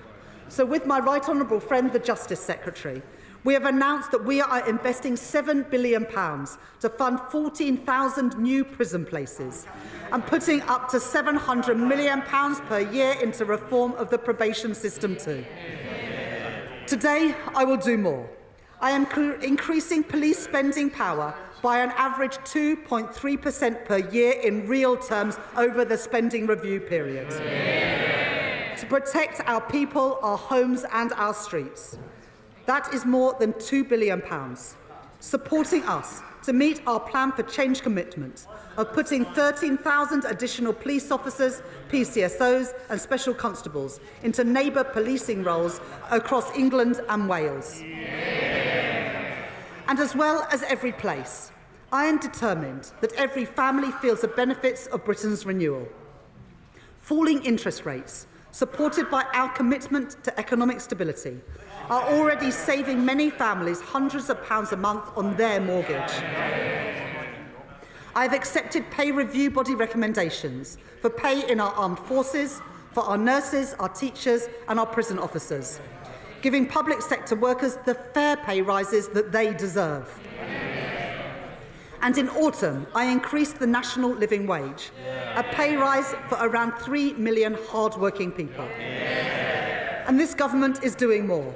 We're banning exploitative zero-hour contracts. We're strengthening statutory sick pay and ending the injustice of unscrupulous fire and rehire practices. Those are my choices. Those are Labour choices. Mr. Speaker, I know that for many people, the cost of living remains a constant challenge, which is why we are capping the cost of school uniforms. And I can tell the House today that I am extending the £3 bus fare cap until at least March 2027. Earlier this week, we announced that over three-quarters of pensioners will receive the winter fuel payment this year. And there is more. To get bills down, not just this winter, but in winters to come, we have expanded the Warm Homes Plan to support thousands more of the UK's poorest households, including providing £7 million to homes in Bradford, £11 million to homes in Rugby, and £30 million to homes in Blackpool. And today I can announce that I will deliver in full our manifesto commitment to upgrade millions of homes, saving families and pensioners across the country up to £600 each and every year off their bills. I am determined to do everything in my power to put more money in people's pockets, to give people security and control in their lives, to make working people better off, and to show them that this government, this Labour government, is on their side. Mr. Speaker, taxpayers work hard for their money, and they expect their government to spend their money with care. So for the first time in 18 years, this government has run a zero-based review, a line-by-line assessment of what government spends, something that the Tories didn't bother to do in 14 years. And as a result of that work, and of our wider drive for efficiencies, led by my right honourable friend, the Chancellor of the Duchy of Lancaster, in this spending review I have found savings. From the closure and sale of government buildings and land, cutting back office costs and reducing consultancy spend, all which the previous government failed to do. Reforms that will make public services more efficient, more productive and more focused on the user. I have been relentless in driving out inefficiencies. I will be relentless in cutting out waste, with every single penny reinvested back into our public services. Mr. Speaker, I joined the Labour Party almost 30 years ago because I knew that the Conservative Party, when I grew up, didn't care much about schools like mine or the kids I grew up with. I joined because I believe that every young person should have the equal chance to succeed, no matter where they come from, no matter what their parents do. I believe that just as strongly today as I did then. That is why at the budget last autumn, I ended the tax loophole which exempted private schools from VAT and business rates. And I put that money where it belongs, into helping the 93% of children in our state schools. Mr. Speaker, they oppose money for their local state schools, and I will always prioritise them. That was my choice. That is the Labour choice. And because of the decisions that we made in this spending review, and working with my right honourable friend, the Education Secretary, last week this government announced that free school meals will be extended to over 500,000 more children.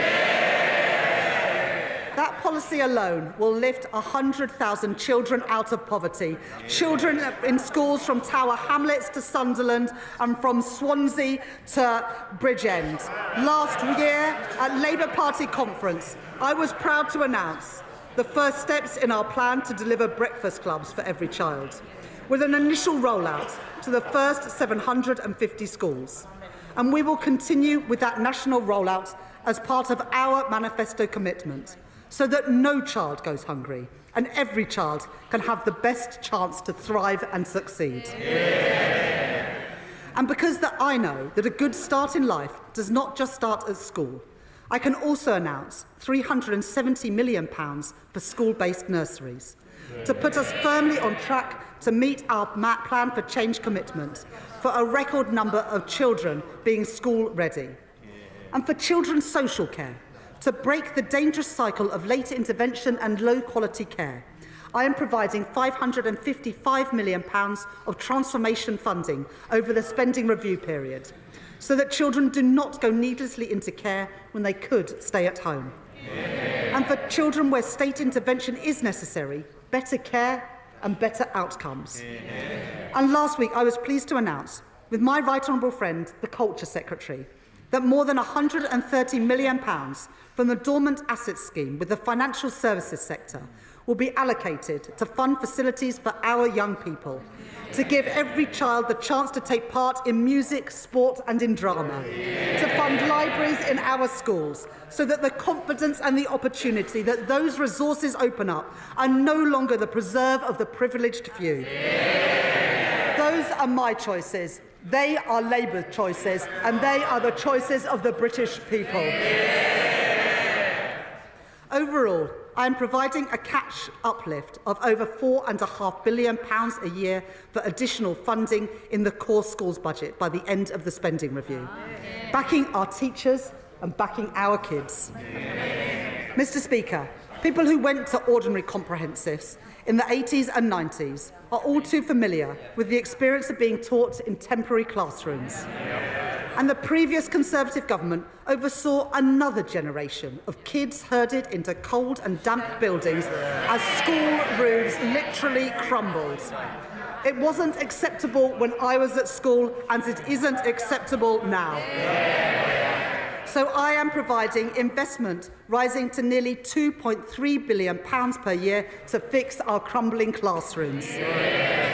In addition, £2.4 billion per year to continue our programme to rebuild 500 schools, including Chase Community School in Enfield, Woodkirk Academy in Leeds and Budmouth Academy in Weymouth.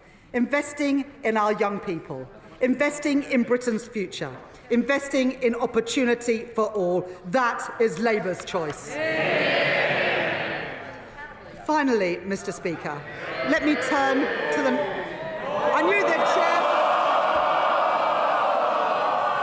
Let me turn to our National Health Service. It's our most treasured public service. And people rightly expect an NHS that is there when they need it, an ambulance that comes when they call one, a GP appointment available when they need one, a scan that is performed when they are referred for one. I am hugely grateful to our nurses, our doctors, our paramedics and other healthcare professionals for everything that they do.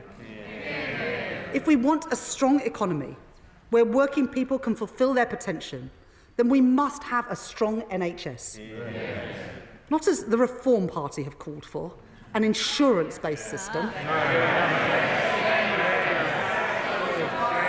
We believe in a publicly funded National Health Service free at the point of use. Now, perhaps the member for Clacton should spend some more time focusing on the priorities of the British people and less time in the Westminster Arms. Although, Mr. Speaker, after this week, perhaps the Two Chairman pub might be a better fit. At the budget, I took the decisions necessary to provide an immediate injection of funding to get the NHS back on its feet. And I commend my right honourable friend, the Health Secretary, for all the progress that he has already made. In less than a year, this government has recruited 1,700 new GPs, delivered 3.5 million extra appointments, and cut waiting lists by more than 200,000. Fixing our NHS also means delivering fundamental reform across social care, which means that we are backing the first ever fair pay agreement for that sector. And I am increasing the NHS technology budget by almost 50%.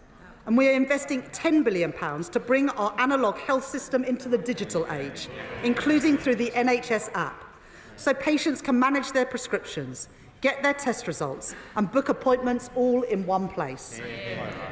We are shifting care back to the community, providing more funding to support the training of thousands more GPs to deliver millions more appointments. We are investing more in prevention to meet our manifesto commitment of providing mental health support teams in all schools in England by the end of this Parliament. These investments will enable the delivery of our upcoming 10-year plan for health and put the NHS firmly back on the path to renewal.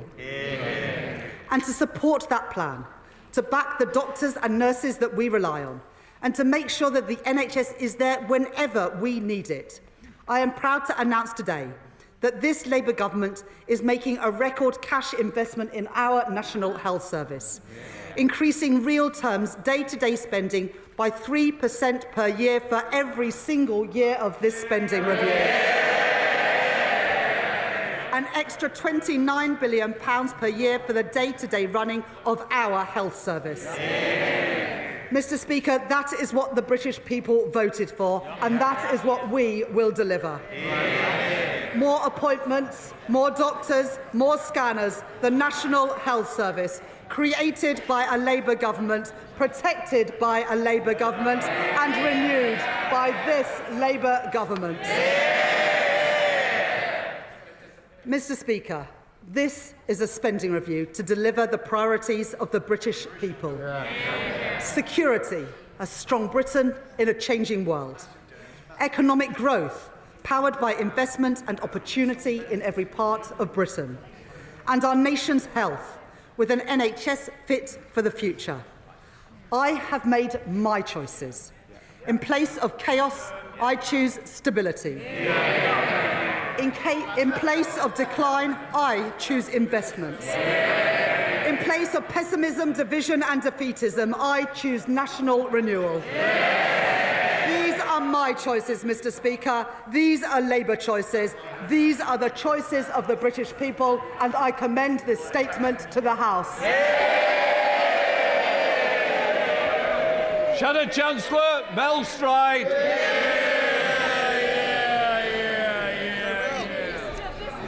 Mr. Speaker, this spending review is not worth the paper that it is written on, because the Chancellor has completely lost control.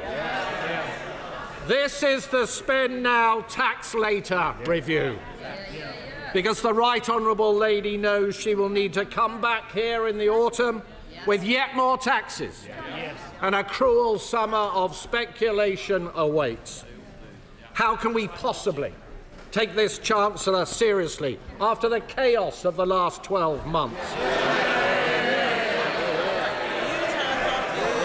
We were assured, Mr. Speaker, we were assured at the election that Labour's plans involved barely any additional spending or borrowing.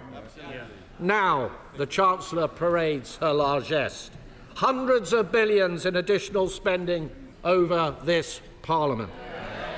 The initial profile for that spending was, of course, significantly front-loaded, but the Chancellor now expects us to believe that she will let spending rise by only 1.2% a year. There is no chance whatsoever of that happening. For the lesson of the last year has been that when the going gets tough, the Right Honourable Lady blinks. She presented herself as the Iron Chancellor, but what we have seen is the tin-foil Chancellor, flimsy and ready to fold in the face of the slightest pressure. She said she would not fiddle her fiscal rules, then she did. She said she wouldn't make any unfunded commitments, but with the humiliation of the winter fuel U-turn, she just has. She looked business leaders in the eye and said no more taxes. But we all know what happened next, and we all know what is coming in the autumn. Her own backbenchers, her cabinet colleagues, Labour's trade union paymasters, even the Prime Minister himself, they have all seen that she is weak, weak, weak. And they can smell the blood. They will be back for more, Mr. Speaker, and they will get it. These spending plans are a fantasy. And it's not the truth, Mr. Speaker, that the Chancellor has to maintain this fiction because she has left herself no room for manoeuvre. She is constantly teetering on the edge of blowing her fiscal rules, which she already changed to allow even more borrowing. And the only way she can claim to be meeting her rules is by pretending that she can control spending over the coming years. But, Mr. Speaker, let's look at the record so far. Borrowing in the last financial year came out $11 billion above even the OBR's March forecasts, and 70% higher than the plans that she inherited from this side of the House. Tax up, borrowing up. But for someone so keen on borrowing, Mr. Speaker, the Chancellor seems strangely reticent to even use the word. Indeed, ministers bizarrely tell us that it is Labour's fiscal rules themselves that have, quote, generated investment. The reality is a little more straightforward. They have loosened the fiscal rules so they can borrow more. Borrow and borrow and borrow, allowing the national debt to continue to rise higher every single year, while ministers pretend that it is not. An eye-watering £200 billion of additional borrowing in this Parliament compared to the plans set out in the last Conservative budget, with £80 billion more to be spent on debt interest alone.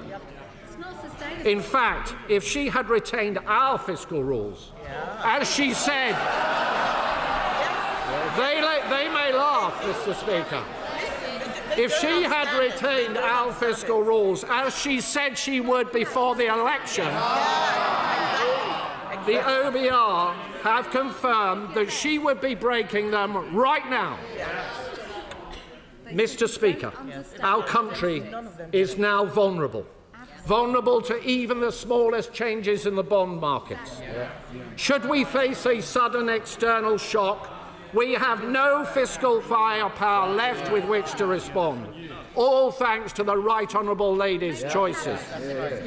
So can I ask the Chancellor, will she be open about what she has done? Will she admit that she has made a conscious choice to borrow more and to accept higher debts? Does she accept this means interest rates and mortgages will be higher than they would otherwise have been, as the OBR themselves have said? And given she continues to claim that she has brought stability to the public finances, can I ask her what on earth her definition of stability is? And, Mr. Speaker, the Chancellor must be delighted that she does not have to face a new OBR forecast today. Because if she did, she would have to set out how she will fund her humiliating U-turn on winter fuel payments, having already blown the savings and buying off her trade union paymasters last year. She said this week there was, and I quote, she said, still work to do to ensure that the sums add up. Hardly reassuring from the person in charge of the nation's finances, Mr. Speaker. You don't need to have worked at the Bank of England for a decade to know that that pitiful utterance is unlikely to soothe the markets. So can the Chancellor confirm categorically that there will be no additional borrowing to pay for this chaotic reversal? And if this is the case, can she explain how on earth it can be paid for without raising taxes? And can the Right Honourable Lady explain why last summer, apparently to avoid a run on the pound, Mr. Speaker, this measure was so urgent that pensioners had to be left in the cold over the last winter? What exactly has changed? Because it certainly hasn't been made possible by an improvement in the economy or the public finances, which the IFS said this week are both in a worse state now than when Labour came into office. And if we had an OBR forecast, we might also get some answers on how the government intends to find £3.5 billion to abolish the two-child benefit cap, which we are led to believe is imminent. Another addition to the ballooning welfare bill, another expensive surrender to the Labour left. And we would certainly get the OBR's assessment of the economic outlook following the tariffs. Changes the Right Honourable Lady knew full well were coming. Meanwhile, her deluge of taxes and regulations has left business confidence at record lows, costing people their livelihoods. Only yesterday, Mr. Speaker, we saw the latest evidence of that.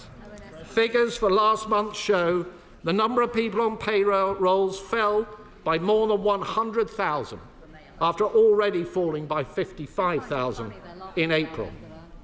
Unemployment is up by more than 10% since Labour came to office.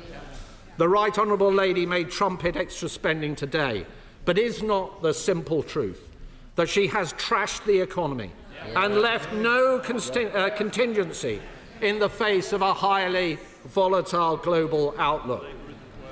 It's not the reality, Mr. Speaker, that the Chancellor knows she will have to come back in the autumn with more tax rises to fund these plans?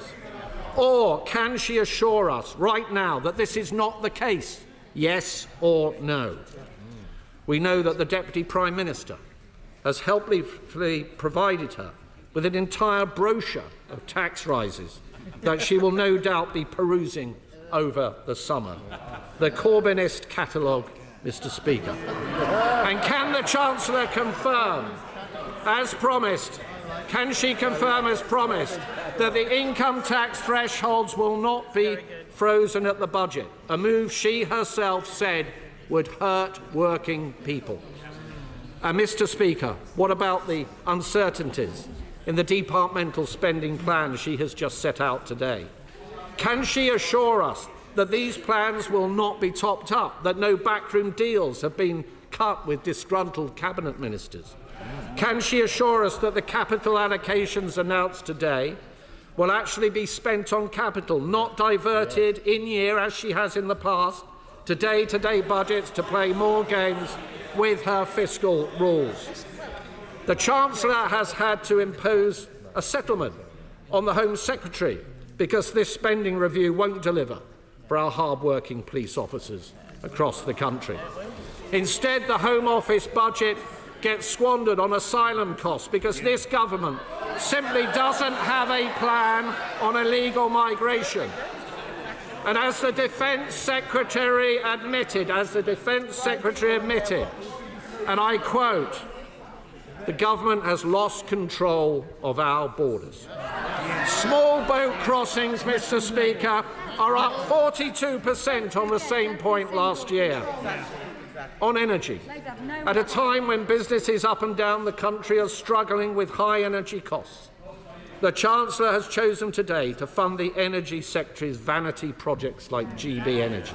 Where is he? And while we welcome the announcements on expanding nuclear capacity, the scale of ambition is a downgrade on the commitments made previously on this side of the House. Mr. Speaker, the party opposite barely mentioned farming in their manifesto. And now we know why. It's not enough to have hit the farmers in our country with a family farm tax. Today, what we see in black and white is a choice to make further cuts to the vital grants on which many farmers rely. A huge betrayal of our farming communities, and something which many of her MPs in rural areas will have to go back to their constituencies later this week to explain.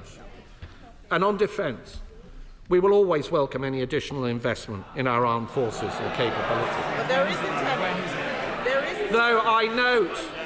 Though I note, Madam Deputy Speaker, nothing was said about when 3% will be achieved. No squeak. All we heard was that in the intelligence service spending was to be included in defence spending to flatter the numbers. We left the party opposite a fully funded plan, which they didn't over for a year. But now, what we get is the Chancellor's own black hole on defence spending, the lack of a timeline on when we will achieve the 3%.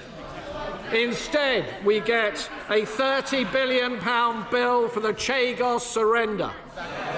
Money which should go to our brave armed forces, rather than is being reported funding lower taxation in Mauritius. The first tax cuts for which this Chancellor has ever been responsible are in Mauritius. Mr. Speaker, we would have made different choices. We would not have killed growth with huge tax rises and new regulations. We would not have talked down our economy and the great businesses up and down our country. We would be focusing on efficiency and productivity in the public sector and not handing out pay rises with no strings attached. And we would be getting a grip on welfare. Labour cancelled our plans for fundamental reform to health and disability benefits that would have seen 450,000 fewer people on long-term sickness benefits. That is a disgrace. And instead of proper reforms to PIP, their own plans are a rushed cost-cutting exercise, so rushed they even had to change them after they had announced them. And their own backbenchers are in full revolt. Yet again, they talk tough, but there is no substance. The Right Honourable Lady has no grip. She has no clue. The markets and the public see a Chancellor completely out of her depth. Having blown her headroom and more from her budget in the autumn, she was forced into an emergency budget in March to scrabble around to try and repair the damage. Today she comes before us again with yet another fantastical tale that she knows will have completely fallen apart come the autumn. So we are not left with stronger foundations, as the Right Honourable Lady would have us believe, but rather another dose of that hallmark for which her actions have made her so renowned: uncertainty and failure. And so there she sits, Mr. Speaker, powerless to resist her disillusioned MPs and her panicking Prime Minister. Like a cork on the tide, the drumbeat for U-turns pounding in her ears. Yet her tone today suggests that all is well. The sunlit uplands await. What a hopeless conceit, a masterclass in delusion. Inflation is up, unemployment is up, growth is marked down, business and households are hurting, investors are fleeing in their droves.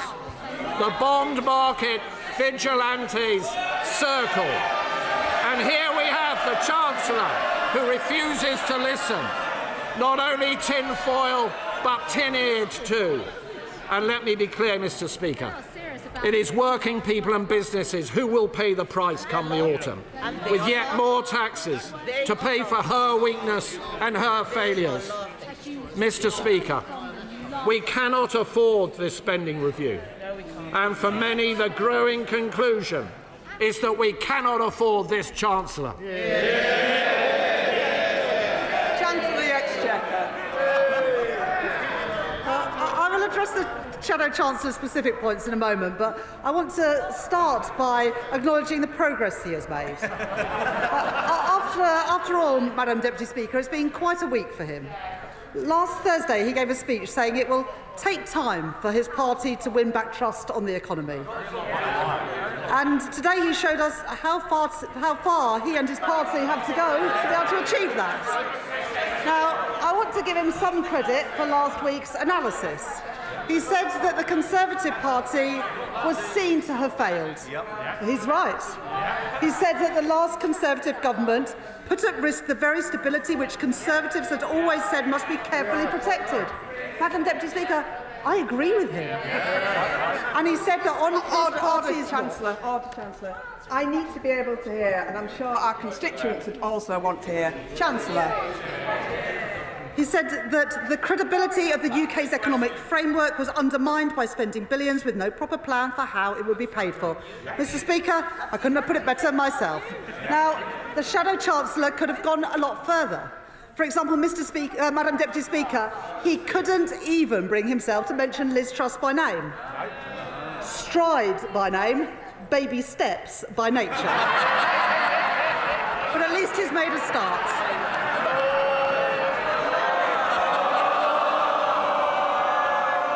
He also spoke about, and I quote, the death of what we might call the age of thoughtfulness.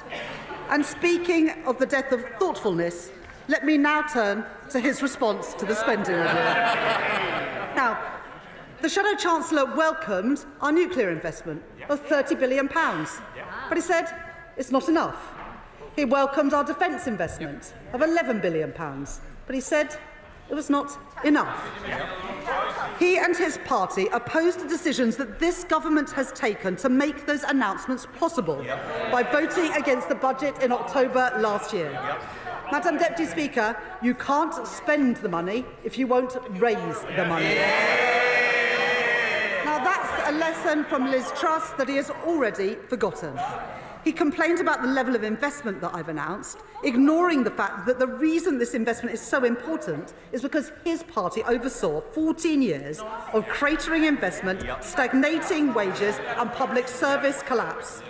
So let me remind him of what I said, Madam Deputy Speaker. The Tories' fiscal rules guaranteed neither stability nor investment, and that is why I changed them, so that we can get stability and we can get investment. All their fiscal rules enabled was them to crash the economy, and the working people of Britain will never forgive them for doing that. So the party opposite set themselves against investment in the renewal of Britain. They set themselves against NHS investment, free school meals, investment in skills, investment in carbon capture and storage, investment in transport in our towns and in our cities, investment in everything that we've set out today. And yet the British people voted for them. And the honourable gentleman says, the right honourable gentleman says that the Home Office budget involves an increase in asylum costs. It doesn't. Asylum costs are coming down under this Labour government because we are deporting more people and getting them out of hotels.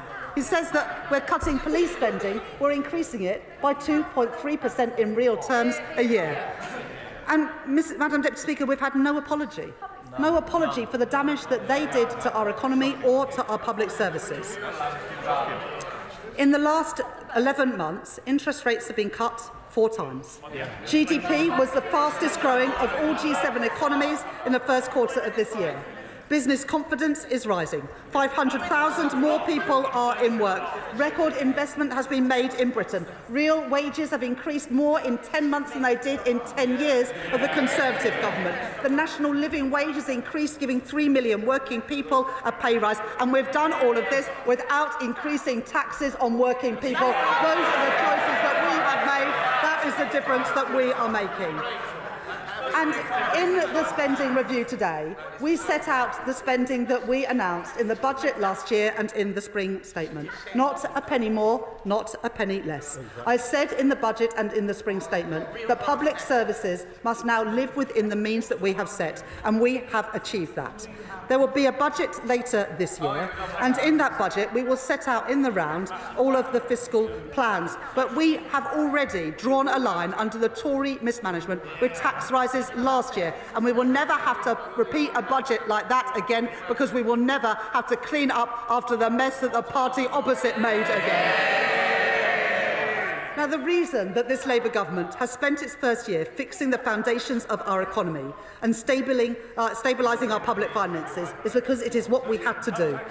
The government of which the Shadow Chancellor was a part of left an unenviable legacy, which is why his party is, in his own words, in a difficult place. Now, we've made our choices. Removing barriers to growth, barriers untouched by the party when they were in office for 14 years. Strengthening Britain's security, the biggest real terms increase in defence spending since the end of the Cold War, something that they did not do when they had 14 years in office. Bringing our health service in the 21st century after neglect by the party opposite in their 15 years in office. Investing in Britain's renewal to repair the damage done by the party opposite in their 14 years in office. And, Madam Deputy Speaker, in stark contrast to the Conservatives' 14 years of chaos, waste and decline, we are delivering on the priorities of the British people. Chair of the Select Committee, Dame Meg Hillier. Thank you, Madam Deputy Speaker, and I congratulate my right honourable friend for delivering this spending review, the first zero-based review in a very long time. And I think it's absolutely vital that as the taxpayer, the citizen, are looking very carefully at their spending in the cost of living crisis, that government does that too. And we look forward to having the Chief Secretary to the Treasury in front of the Select Committee in 2 weeks' time to look at this in more detail. I particularly notice from the figures that she has made a good fist of ensuring that government departments have more than under the Conservatives in very many cases. And I very much welcome her work on delivering on child poverty and tackling that scourge on our society. I do note, however, in the brief glimpse I've had at the figures, that for the Department of Housing, Communities and Local Government, there is a smaller increase than there would have been, and there is this £39 billion over a decade for affordable social housing. Those children living in poverty also have the poverty of situation in many cases. So could she expand on how she's going to see that money with her, the Deputy Prime Minister, delivered to provide that social housing that so many of those children in poverty desperately need? Chancellor. I thank my right honourable friend for that question, and I appreciate her welcoming the breakfast clubs, the free school meals, also the capping in school uniform costs to help families living in poverty, and the free school meals, as my honourable friend knows, will lift 100,000 children out of poverty. She mentions the social affordable homes grant. The affordable homes grant is going to have its biggest ever increase, and we've set that budget for 10 years to give certainty to the sector so they understand what is available. And in addition, we have set out some social rent changes to give certainty to the sector to invest for the future. Liberal Democrat spokesperson Daisy Cooper. Thank you, Madam Deputy Speaker. It's been almost a year since Labour swept to power with the promise of change, but we are still not seeing the scale of ambition needed to turn the country around. We welcome the announcement of investment in the NHS, but on its own, it won't work unless the government invests in social care too. We welcome the investment in infrastructure, but on its own, it won't work unless the government invests in skilling up the workforce we need to build it. And cutting billions from departmental budgets in real terms seems unnecessary when the government could instead go for growth and get a much deeper trading relationship with Europe, a move which could raise an extra £25 billion per year for the public purse. For as long as the government fails to truly tackle the red tape and trading barriers blocking British businesses, the government's grip on economic growth is more akin to a handbrake than an accelerator. Madam Deputy Speaker, the last Conservative government left our NHS on its knees. On their watch, waiting lists were soaring, hospitals were crumbling, and our high street healthcare was hollowed out. Can the Chancellor confirm that this funding will deliver the extra 8,000 GPs that are needed to guarantee everyone an appointment within 7 days or 24 hours if urgent? Can the Chancellor confirm that this funding will bring dentists back into the NHS and put an end to dental deserts? Can the Chancellor promise that this funding will mean that every cancer patient starts treatment within 62 days?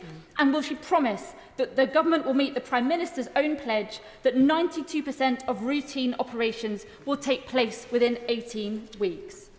Will the Chancellor and the Health Secretary, sitting side by side, set up a crumbling hospitals task force to look at creative funding ideas, to bring construction dates forward and put an end to the vicious cycle that we saw under the previous government, and false economies of delayed rebuilds leading to rising repair costs? And then, of course, Madam Deputy Speaker, there is the elephant in the NHS waiting room: the crisis in our social care services. The Chancellor knows. The Health and Social Care Secretary knows. This whole Parliament knows that today's investment in the NHS will be like pouring water into a leaky bucket if hospitals cannot discharge patients who are well enough to leave because there aren't the care workers to help them recover at home. Absolutely right. This fair pay agreement that the Chancellor talks about, of course, is welcome, but it is barely a baby step, and it is nowhere near enough to bring back social care from the brink. At a bare minimum, we need a higher minimum wage for our care workers to stop the sector hemorrhaging care workers to other sectors. So when will the Chancellor finally recognise that we will never fix the NHS if we don't fix social care too? And will the government finally act with urgency and commit to concluding the social care review by the end of this year, not in 3 years' time? On housing, we warmly welcome the government's investment in social homes. Will the government now commit to the Liberal Democrats' target of building 150,000 social homes every single year? Madam Deputy Speaker, other public services are crying out for investment too. Our communities need proper neighbourhood policing to feel safe. Our farmers need fair support payments to keep food on our tables. And people of all ages deserve access to training and skills to build their future and to help power our economy forward. That's why it's so disappointing that the Chancellor has today made things so difficult for some of our public services, cutting unprotected budgets by billions. Yes, we know she was faced with the fallout from the most reckless and the most out-of-touch Conservative government in recent memory. But being responsible is not just about taking tough decisions. It's about having the moral courage to make the right ones. Yet this government seems determined not to adopt the one policy that could put rocket boosters on our economy and raise billions for our public services. A proper trade deal with Europe. A new bespoke customs union with the EU could boost our GDP by more than 2.2%, securing additional revenue to the tune of £25 billion a year, a huge boost to businesses and to our struggling public services too. If the Chancellor can U-turn on the winter fuel payment, thanks to a skinny EU trade pact worth just 0.2% in extra GDP, just imagine how many more U-turns she could perform with a proper trade deal worth 10 times as much.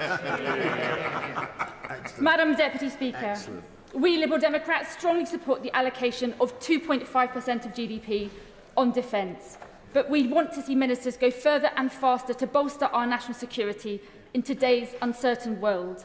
Will the Chancellor agree to cross-party talks in which we can work together to set a pathway to 3% of GDP well ahead of 2034? Will the government use some of today's investment to reverse the Conservatives' irresponsible 10,000 troop cut? And will the Chancellor make sure that investing in our national security becomes a lever for economic growth, putting a much greater emphasis on British steel producers and SMEs as we scale up our defences? And will the Chancellor ensure that British start-ups can use defence innovation for the public good? Before I conclude, Madam Deputy Speaker, I must thank the Chancellor for finally completing the world's slowest U-turn on the unfair winter fuel payments cut. Now that the Chancellor has U-turned, will she do the right thing and backdate the payment for all those who lost out on support this past winter, but who would now be eligible under the new rules? And now the Chancellor has U-turned once, will she make it a hat-trick and also change course on PIP and carers allowance cuts as well? Perhaps the Chancellor might even look again at the growth-crushing jobs tax and other changes affecting our high streets, small businesses and family businesses, and instead look at the fairer ways of raising revenue that we Liberal Democrats have set out time and time again, raising the same amount of revenue from the big banks, the social media giants and the online gambling companies to start paying their fair share of tax. Madam Deputy Speaker, after years of chaos and incompetence under the last Conservative government, this was a unique opportunity to draw a line under the social care crisis, squeezed budgets and sluggish economic growth. So I strongly urge the Chancellor, will she ignore those who talk down Britain's economic potential? Will she rip up the red tape holding British businesses back? And will she strike a properly ambitious trade deal with Europe that will turbocharge our economy and bring in the billions to rebuild our public services? The government says its #1 mission is growth. This would be the way to deliver it. Chancellor. Thank you very much, Madam Deputy Speaker, and I thank the Honourable Lady for her comments. I know she hasn't had a chance to look at the figures yet, but it's not right to say that there are real terms cuts to public services. Public service spending is increasing by 2.3% a year on average over the course of the spending review. If we start on investment in the NHS and in social care, we've already delivered, as I set out in my speech, 1,500 more GPs. We've put £26 billion already in the first phase of the spending review into the NHS. I just note that compares to the £8 billion of money you said you were going to, the Liberal Democrats said they were going to put into the NHS in their manifesto. We've already put £26 billion in, and we've put more money in today in every year of this Parliament. The new hospital programme is being rolled out, and the Health Secretary met, I think, just last week with members of Parliament who are having hospital improvements in their local communities, including with many Liberal Democrat MPs. So she should be aware that we are making improvements to the fabric of our hospitals, as well as investing in technology and scanners, etc., to improve productivity in our health service. With regards to social care, we are, as the Honourable Lady knows, we are introducing the fair pay agreement in social care. That's something that the Health Secretary and my right honourable friend, the Deputy Prime Minister, are very much committed to.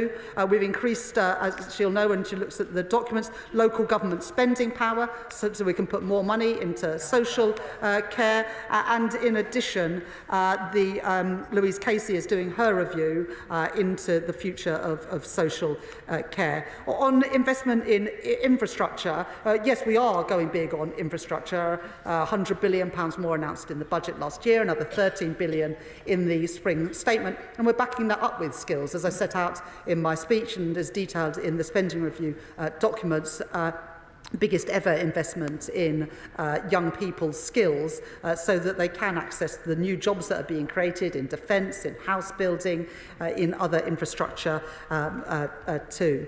On the issue of red tape and backing business, I mean, I just think it's a little bit ironic, Madam Deputy Speaker, when they voted against the Planning and Infrastructure Bill yesterday, that they come to the House today saying they want to do away with red tape and go for growth. Well, we want to go for growth. That's why we took that legislation through Parliament, and perhaps she'll ask her Lords to vote for growth in the other place.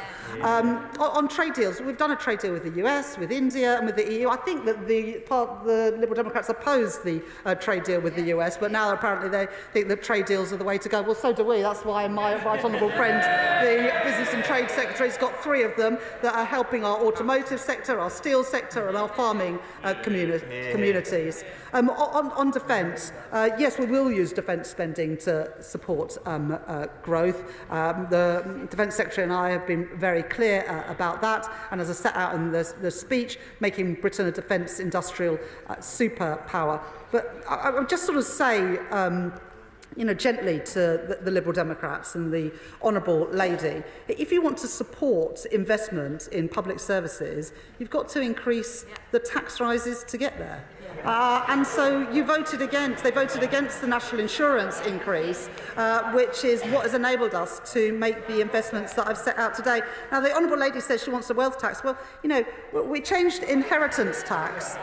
We changed inheritance tax, and the Liberal Democrats voted against it. We introduced VAT on private schools. The Liberal Democrats voted against it. So either they are serious about investing in public services, in which case they need to back the tax increases, or they want to go down the route of the magic money tree party opposite, where they're just going to borrow more to pay for things. And on the winter fuel allowance, we've made our choices clear. We're going to keep the means test, but it will be paid to people with a pension less than £35,000.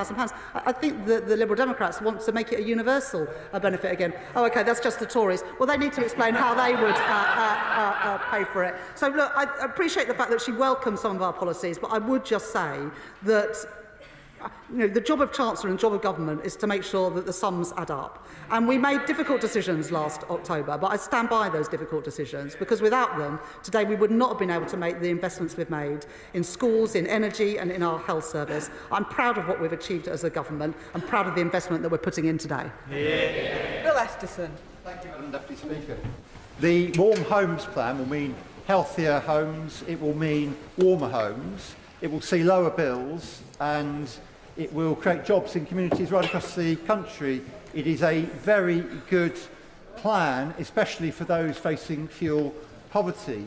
The last government's home energy programme changed every few months, which meant that businesses couldn't plan and consumers had no confidence in it, not to mention the scandalous misapplication of fixed wall insulation.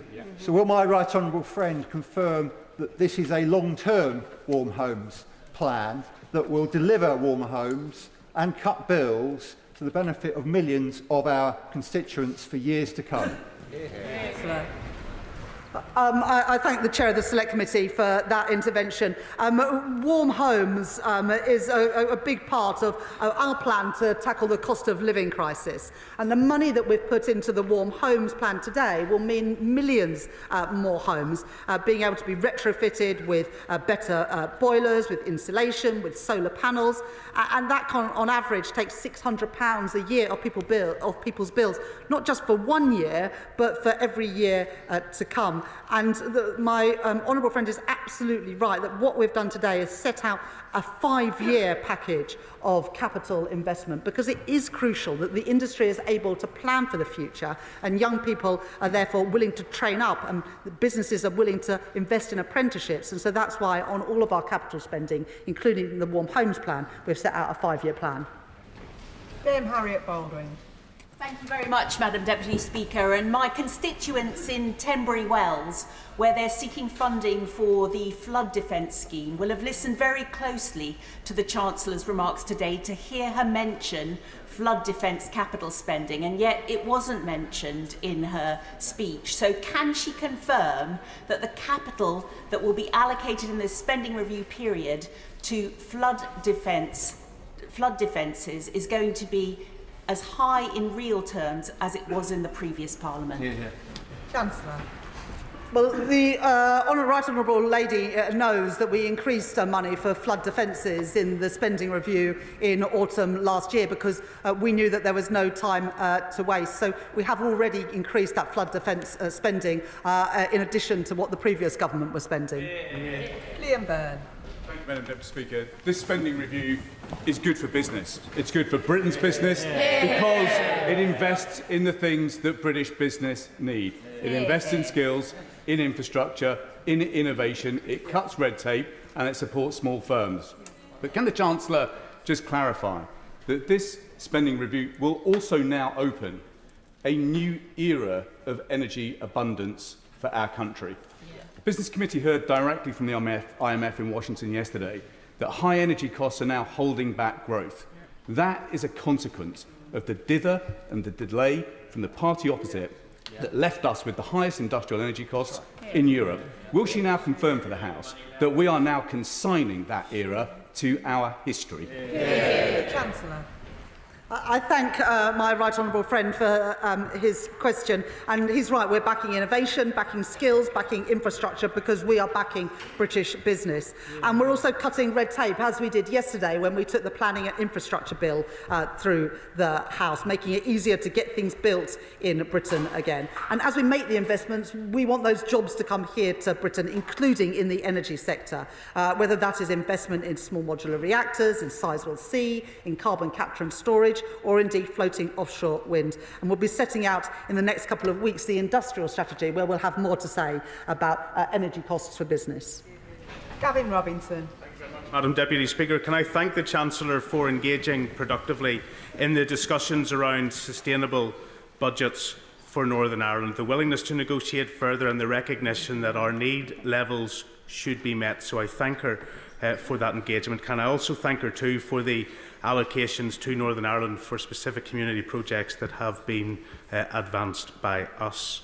Can I just say to her that she has chosen through this allocation to make a budget available for the redevelopment of Casement Park. She will know about the political nature of some of the concerns around that, and that in all previous agreements in the executive, these things have been advanced in a balanced and a non-partisan way.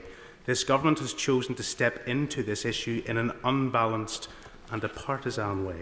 And so what I wish to ask the Chancellor is that in making financial transactions capital available, or £50 million over the course of the next spending period, will she ensure that when there is a need, and there is, for investment in football to return to the Executive's agreement of 2011 in a balanced and non-partisan way, that she will not be found wanting?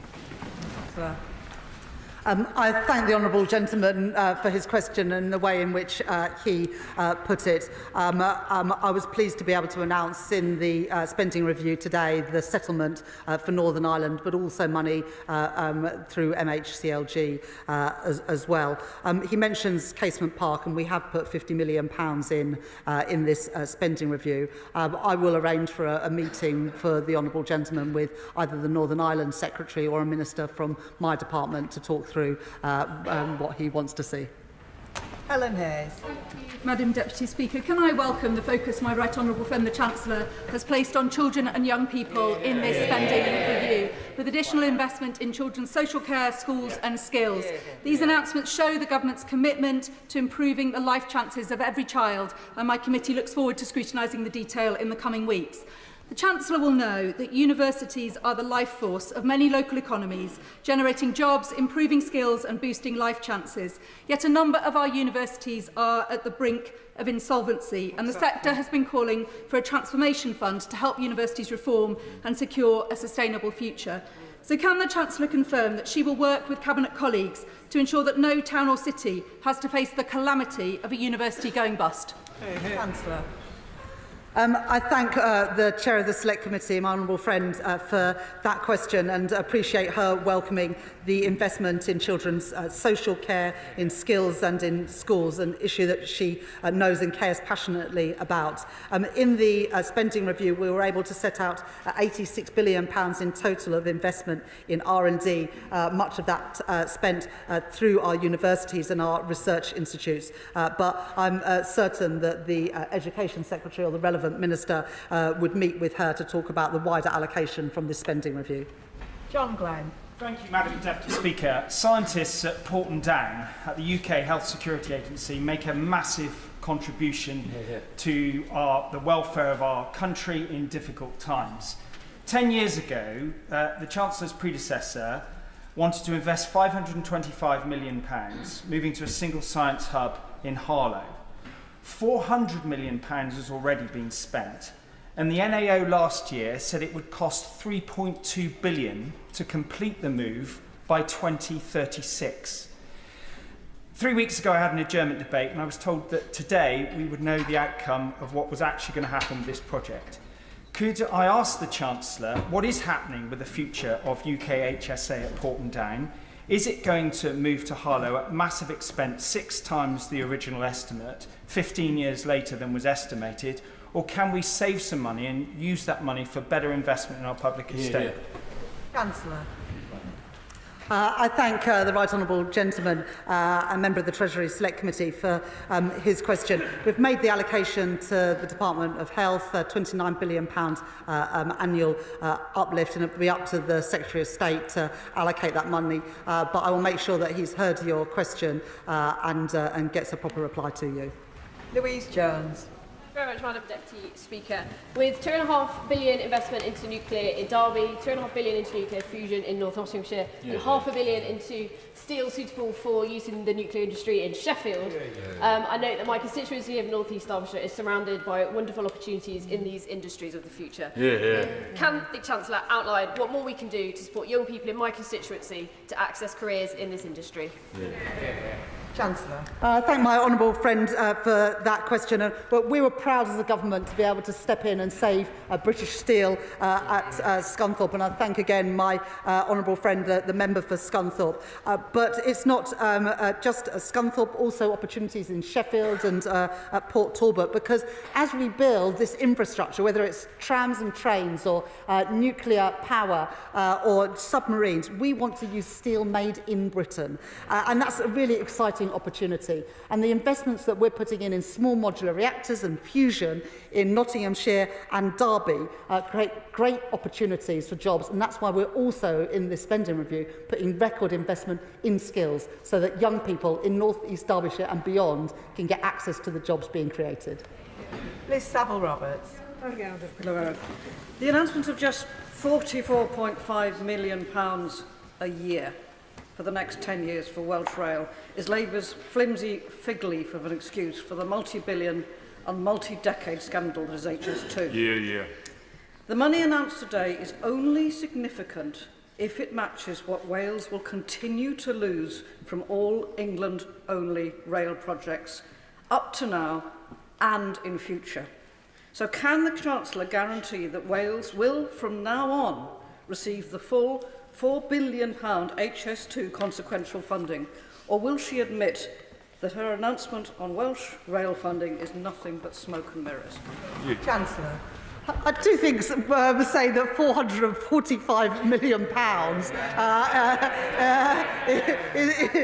isn't real money. That's going to invest in those Burns Review stations, and in addition, we are putting £118 million to make the coal tip safe. Well, maybe she's not that concerned about that, but I know plenty of Welsh Labour MPs are.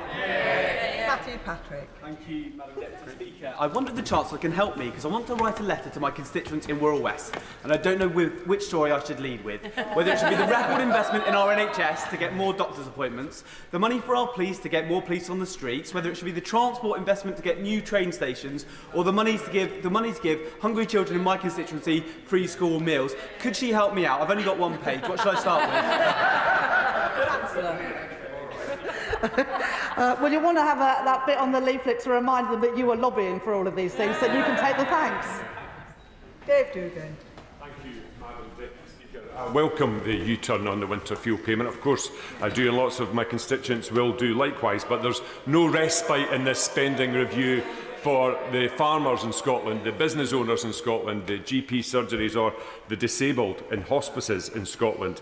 And there's a real terms cut, despite what she says, to the Home Office, Foreign Office and local government in this spending review. Now, the Chancellor's an open book, Madam Deputy Speaker. She plays roulette with the economy, but I wouldn't encourage her to play poker anytime soon, because she mentioned reform and the Honourable Member for Clacton more times in her speech than she mentioned Scotland. What a disgrace. So what funding? She mentioned she's finally got round to Acorn. What funding is she going to allocate for Acorn? Because she mentioned it without a figure attached. Now, we know that if it's Merseyside or Teesside, there's £22 billion for them. How much for Acorn? Chancellor. Well, I did mention the SNP. I questioned why the SNP don't support defence investments in Scotland. I can mention the SNP again if you'd like to. Why have the SNP let down the people of Scotland with rising hospital waiting lists? Why have the SNP let down people in Scotland with more drugs death? Why have the people of the SNP let down people time and time again?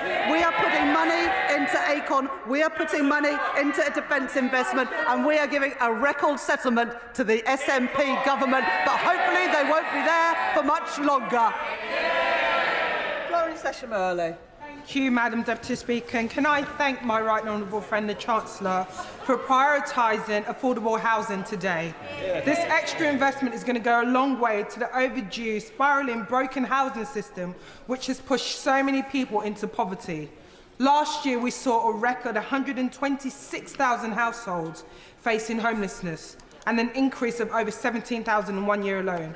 We see so many families placed in what we call temporary accommodation, which isn't temporary, because 5 years plus more is far from temporary.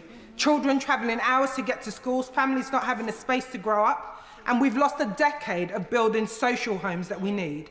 So I join with the likes of Shelter, the National Housing Federation, in welcoming investment in affordable housing and the certainty of a 10-year rent settlement. But these measures need more, and we need to build the truly social homes. So can the Chancellor confirm what proportion of social rent will form the backbone of this affordable homes programme to get those families into a safe and secure, stable home? Chancellor.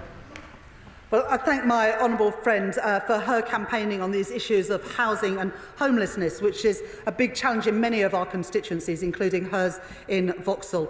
We now want to work closely with local councils and also the Mayor of London to build the affordable homes that we desperately need in the capital city, where house prices and rents are still far too high for so many families. And I look forward to working with my honourable friend on just that. Sir Geoffrey Clifton-Brown. Thank you, Madam Deputy Speaker. The billions of pounds that have been announced today by the Chancellor are very big rises. The PAC looks forward to scrutinising that expenditure because I'm sure it'll be welcomed by those who receive it to make sure we're getting value for money. However, could the Chancellor explain to the House how it's going to be funded? Because debt is at a record level, tax is at a record level, or is it the case that British workers can look forward to a summer expecting more tax increases? Chancellor. Well, I look forward to that scrutiny, but the honourable gentleman will know that the allocations we've made today is based on the tax increases that we made in the budget last year. So we're not spending a single penny more or a single penny less than the money that we set out in the autumn budget and the spring statement. Ruth Cadbury. Thank you, Madam Deputy Speaker. I welcome the significant transport investment that the Chancellor has announced today in the North and in the city regions. This is helped through her changes to the Green Book. But when will the place-based business cases be reviewed so that these local areas can start planning for that local transport initiatives that they've so long waited for? Chancellor. Well, I hope that the my honourable friend can already see the impact of our change attitude and our change perspective at the Treasury by putting this record investment, £15.6 billion that we announced last week, into 8 mayoral combined authorities to better connect towns and cities. And because of the changes we've made, it is why we've been able today to put more money into the Trans-Pennine route upgrade, the Midlands hub, and indeed significant investment in trains in Wales. Tim Farron. Thank you, Madam Deputy Speaker. My community in Westbourne will be outraged by a 17% reduction in farm funding, and we will be perplexed, and are perplexed, because we were told to expect today a decision on the vital scheme to dual the A66 from Penrith to Scotch Corner, which is crucial to east-west connectivity, the northern economy, and to saving lives. There was no mention in the statement or in the accompanying document at all. Will she confirm now that the A66 upgrade will take place? Chancellor.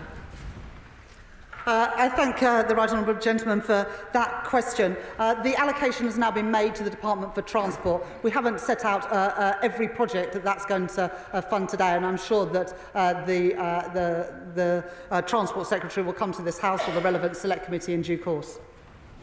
Graham Downey.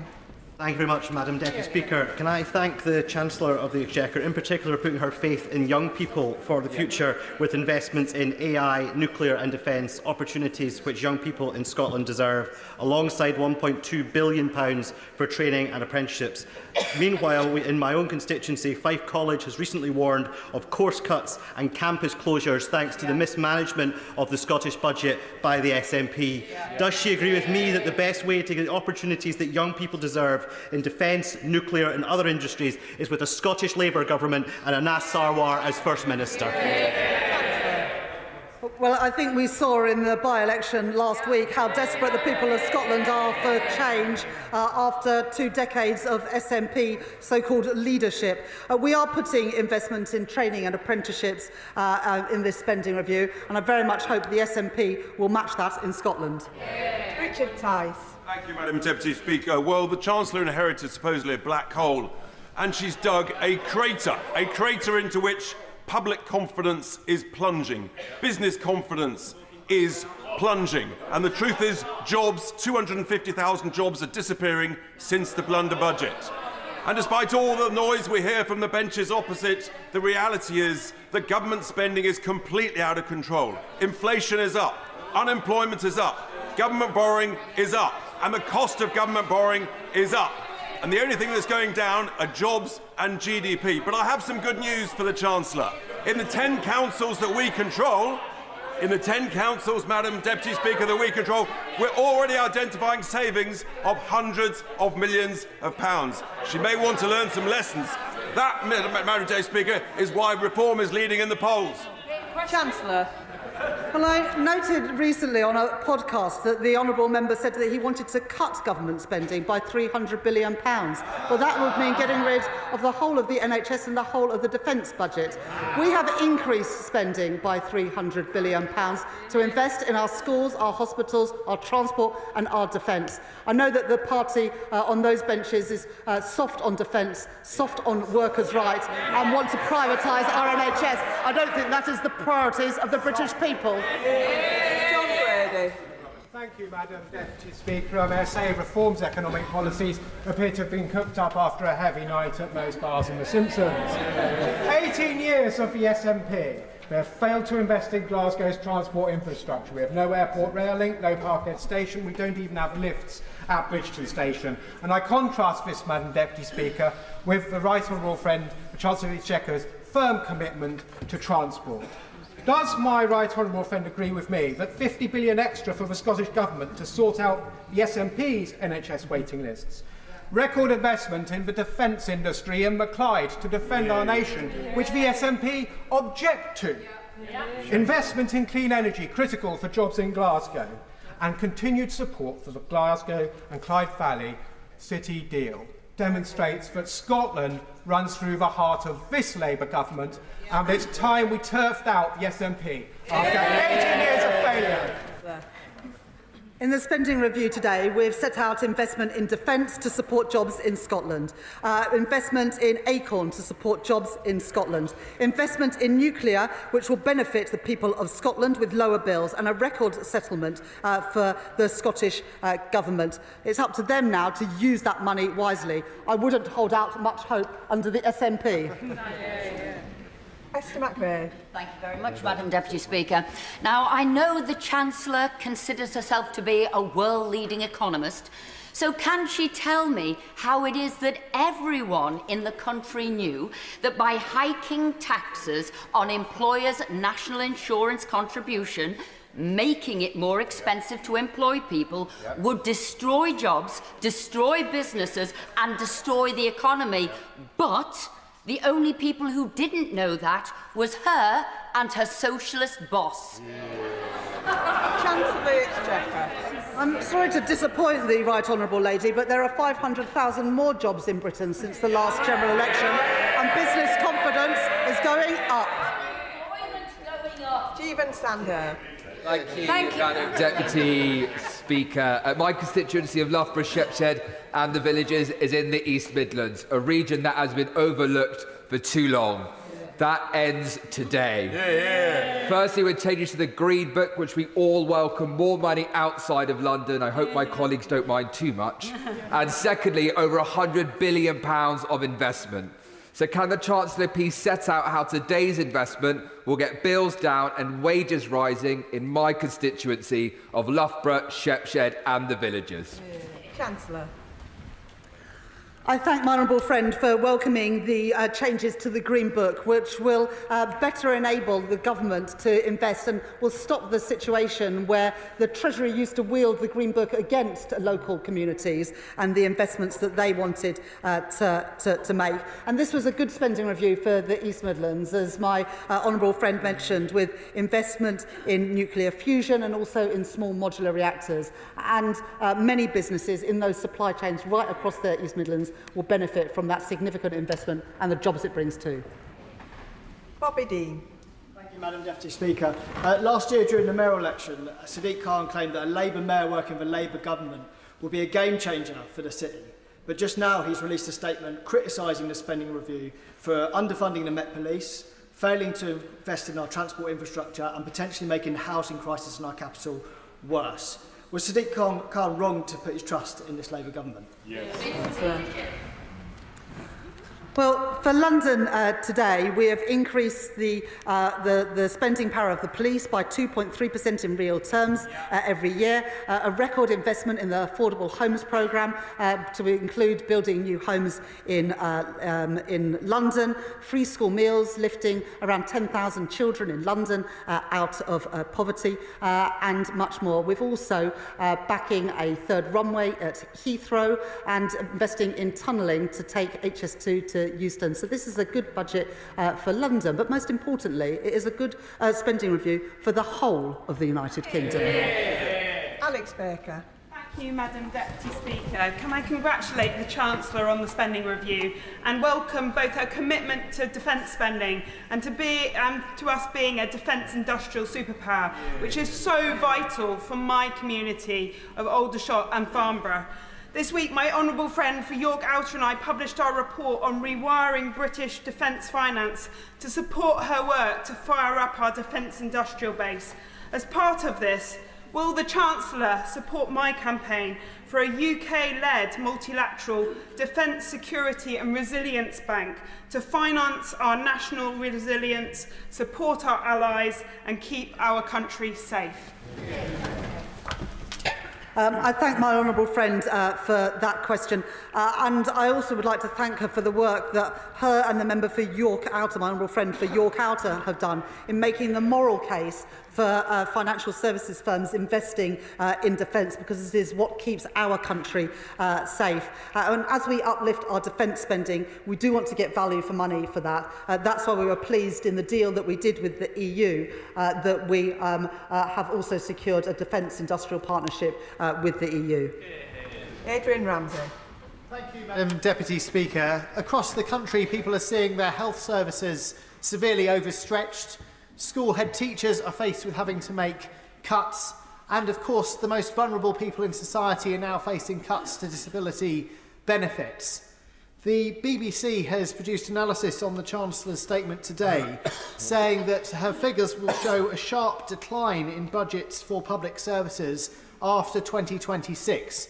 So isn't the statement that we've seen today a matter of smoke and mirrors? And will she instead consider the growing call for a wealth tax on the ultra-wealthy so she can raise the tens of billions extra needed to support our public services and restore the much-needed pride and hope in Britain? It's difficult to know whether the honourable gentleman supports the spending review and the additional money that we put into public services today, or he's against it. The settlement for the NHS is 3% real terms growth a year. For the police, it's 2.3% a year. It's an increase in per pupil funding, as well as real terms increasing for the schools budget. So I'm not exactly sure what his complaint is. Nick Smith. Madam Deputy Speaker, there was a terrible, dangerous coal slip in my constituency last autumn. So the coal tips safety funding that's to be announced today is hugely welcomed. Yeah. It's great to see our Labour government standing up for Wales. Yeah. Looking forward, can the Chancellor please review the miners' staff superannuation scheme? Hard-working families deserve fairness in their retirement. I'm sure she'll give them a fair hearing. Yeah. I thank my honourable gentleman, my honourable friend for that question. I'm really pleased we were able to make this multi-year commitment around coal tips safety. We put in money as a government last year in the spending review, but that was just for 1 year. And what we've been able to do is give certainty that money will be available to do that vital work that is necessary. I thank him for welcoming it. It's a shame that Plaid Cymru did not welcome it. On the issue of miners' pension, my honourable friend has been a staunch supporter of reforms to the miners' pension scheme. We made reforms in the budget last year, but I'll make sure that the relevant minister meets with my honourable friend to discuss what more we can do to ensure a fair pension for miners in retirement. Sarah Olney. Thank you very much, Madam Deputy Speaker. London MPs were hoping to hear more about infrastructure investment in the capital in this spending review today. We are looking for spending on the Bakerloo line extension, the Croydon bottleneck. I even dare to dream that Hammersmith Bridge might one day be fixed. But all we've heard from the Chancellor is her reiterated support for Heathrow expansion. Now, the Chancellor will know that Heathrow expansion is opposed by every political party in the capital, including the Mayor of London. It is not welcome. The negligible economic benefits of expanding Heathrow do not support the massive environmental and noise impacts that it will have on many people across the capital, particularly my constituents in Richmond Park. So can I ask her to look again at her support for Heathrow and consider the greater merits of many other infrastructure projects across London? Thank you. She started that question wanting to be a builder, and she ended that question by being a blocker. I guess that's not surprising, because the Liberal Democrats voted against the planning and infrastructure bill that came through Parliament yesterday, while we on this side of the House supported it because we want to get Britain building to create prosperity and wealth in all of our communities. We've provided in the spending review today an integrated settlement for the Mayor of London, and also a multi-year settlement for Transport for London. In addition to that, we have supported expansion at City, and we've got a in principle commitment to expansion with a second runway at Gatwick. This government is backing London, but most importantly, we're a government for the whole country, which is why we've announced significant investments right across the UK today, which are much needed. Claire Hannah.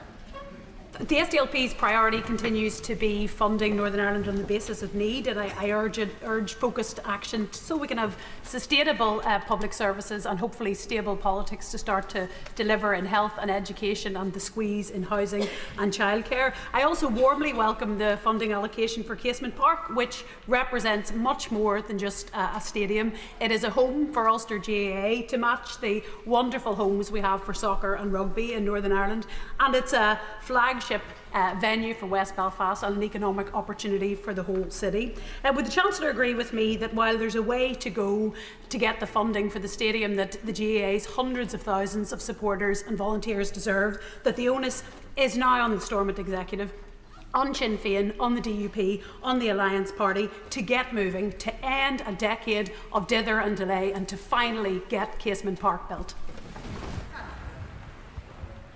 Well, this government has provided £50 million in the spending review today, but we've also done much more, I hope, for Northern Ireland, with a record settlement, a record since devolution, and also significant investment in our defence sector, where Northern Ireland has a proud history of producing for the UK's defence needs.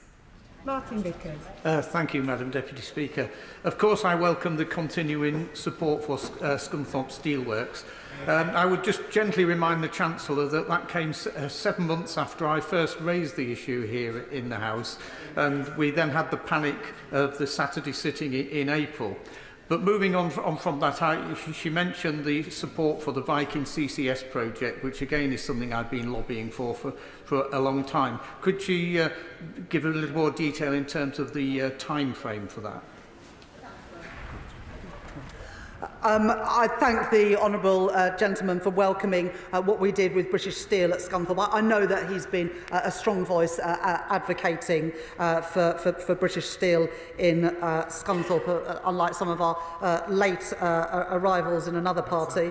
On Viking and carbon capture and storage, really pleased alongside the Acorn investment in Aberdeenshire to be able to announce that today. The Energy Secretary will set out in due course the timing and the money available, but after what we did with Merseyside and Teesside at the end of last year, investing in carbon capture and storage, we're now in a position to put investment into that second tranche, Aberdeen and also in the Humber.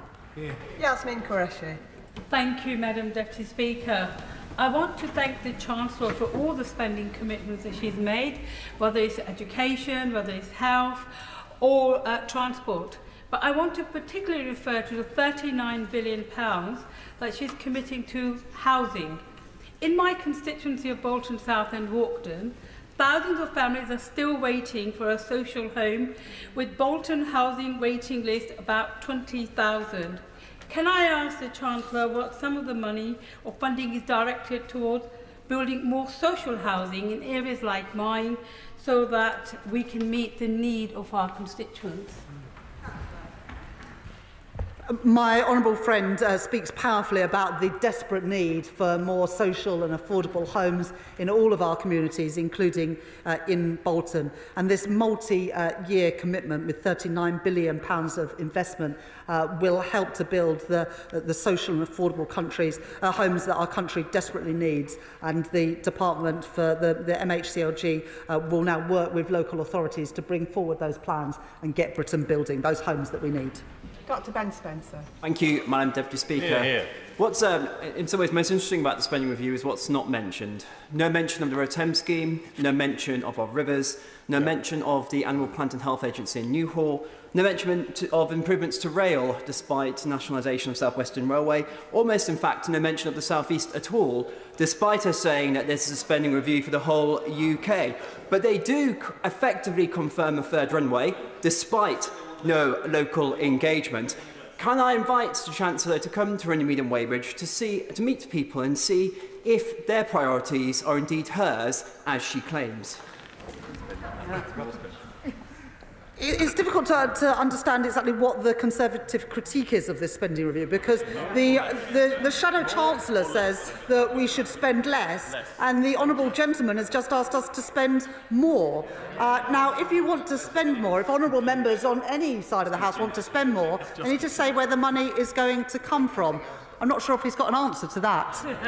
Burla McAvoy. Speaker, I welcome the Chancellor's statement and her steely determination to make sure that everyone in Darlington is better off. I particularly welcome the capital infrastructure projects that are not only essential for sovereign security but also for regional growth. Does she agree with me that these projects will be transformational for engineering and fabricating SMEs in my constituency, many of whom were set up and staffed by incredibly high-skilled people who found themselves out of a job when the last government turned its back on British foundation industries? I thank my honourable friend for that question. Look, she's absolutely right that what this spending review does, through its investment in infrastructure, is create jobs in our supply chains for small businesses in communities right across our country. And that investment in some of our foundational industries, like steel, offers real opportunities for good jobs, paying decent wages, good unionised jobs. And I'm really proud to be able to set out that investment and the jobs that young people in Darlington and around the country will be able to access because of the choices we've made today. Chris Coughlin. Thank you, Madam Deputy Speaker. As the Chancellor knows, our economy will only escape its difficult place if we raise economic productivity. And on the Treasury Select Committee, I introduced the Chancellor to London Business School's Paolo Sirocco's research on how using public R&D, especially defence spending, can help to do this. In the spring statement, the government used Professor Sirocco's research to upgrade long-term GDP forecasts by 11 billion a year. That's how you pay for it. So I strongly welcome the government's commitment to investing in public R&D in the spending review. But how will the Chancellor follow through to ensure that the R&D will be used to crowd in and stimulate public investment, especially from the more innovative, high-tech startups and venture capital firms, which is necessary to realise the potential of Professor Sirocco's research? I thank the honourable gentleman for that question. For every £1 of government investment in R&D, it crowds in £2 of private investment and returns £7 of benefit to the wider economy. That's why we put £86 billion of investment into R&D over the course of this spending review. Imran Hussain. Thank you, Madam Deputy Speaker, and I'm sure people in your constituency, Madam Deputy Speaker, my constituency, my honourable friend for Shipley's constituency, and indeed in the Chancellor's own constituency, will welcome greatly the £2.1 billion in a new tram and in particular a new bus station in Bradford, as well as the billions for social and affordable housing that is much needed. But the Chancellor will know in my constituency over half of all children are still growing up in poverty, which is true of constituencies of many honourable members. Child poverty is not a statistic, it's a national disgrace. and it's as a direct result of 14 years of ideological austerity by those opposite. Today's statement is a step in the right direction, in particular with the announcement of 500,000 more children eligible for free school meals, but frankly it doesn't go far enough. So will the Chancellor tell me what further measures this government will announce to alleviate and finish child poverty, including scrapping the two-child limit which continues to put thousands of children into poverty? I thank my honourable friend for that question, and I appreciate him welcoming the £2.1 billion for West Yorkshire Combined Authority, which will help pay for mass transit to connect Leeds and Bradford, but also Kirklees and Calderdale. In the statement today, we were able to provide money for free school meals for 500,000 children, lifting 100,000 out of poverty, as well as continuing to roll out breakfast clubs and the Warm Homes programme, which will help insulate and bring down the bills for millions of families. In addition, we increased the national living wage by nearly 7%, and the Employment Rights Bill will ensure that more people have security and dignity at work, all part of our plan for change and lifting children and families out of poverty. Sir Gavin Williamson. Thank you, Madam Deputy Speaker. HS2 owns vast swathes of the Staffordshire countryside. In fact, it owns a third of all the properties in the village of Hopton. This is having an enormous impact on residents and causing an enormous blight. Could the Chancellor set out to the House and to so many constituents of mine and right across Staffordshire as to when they're going to know whether the farmers are going to be able to have their land back and whether villagers will be able to return to normal life with people being able to move into those empty houses? Well, I'm sure that the Right Honourable Gentleman has apologised to his constituents for the total mess that the party opposite made of HS2. Now, we're fixing their mess, getting a grip of the costs of that project. But frankly, for the Honourable Gentleman to raise HS2 after the mess they made of it, it is astounding. Melanie Ward. Thank you, Madam Deputy Speaker.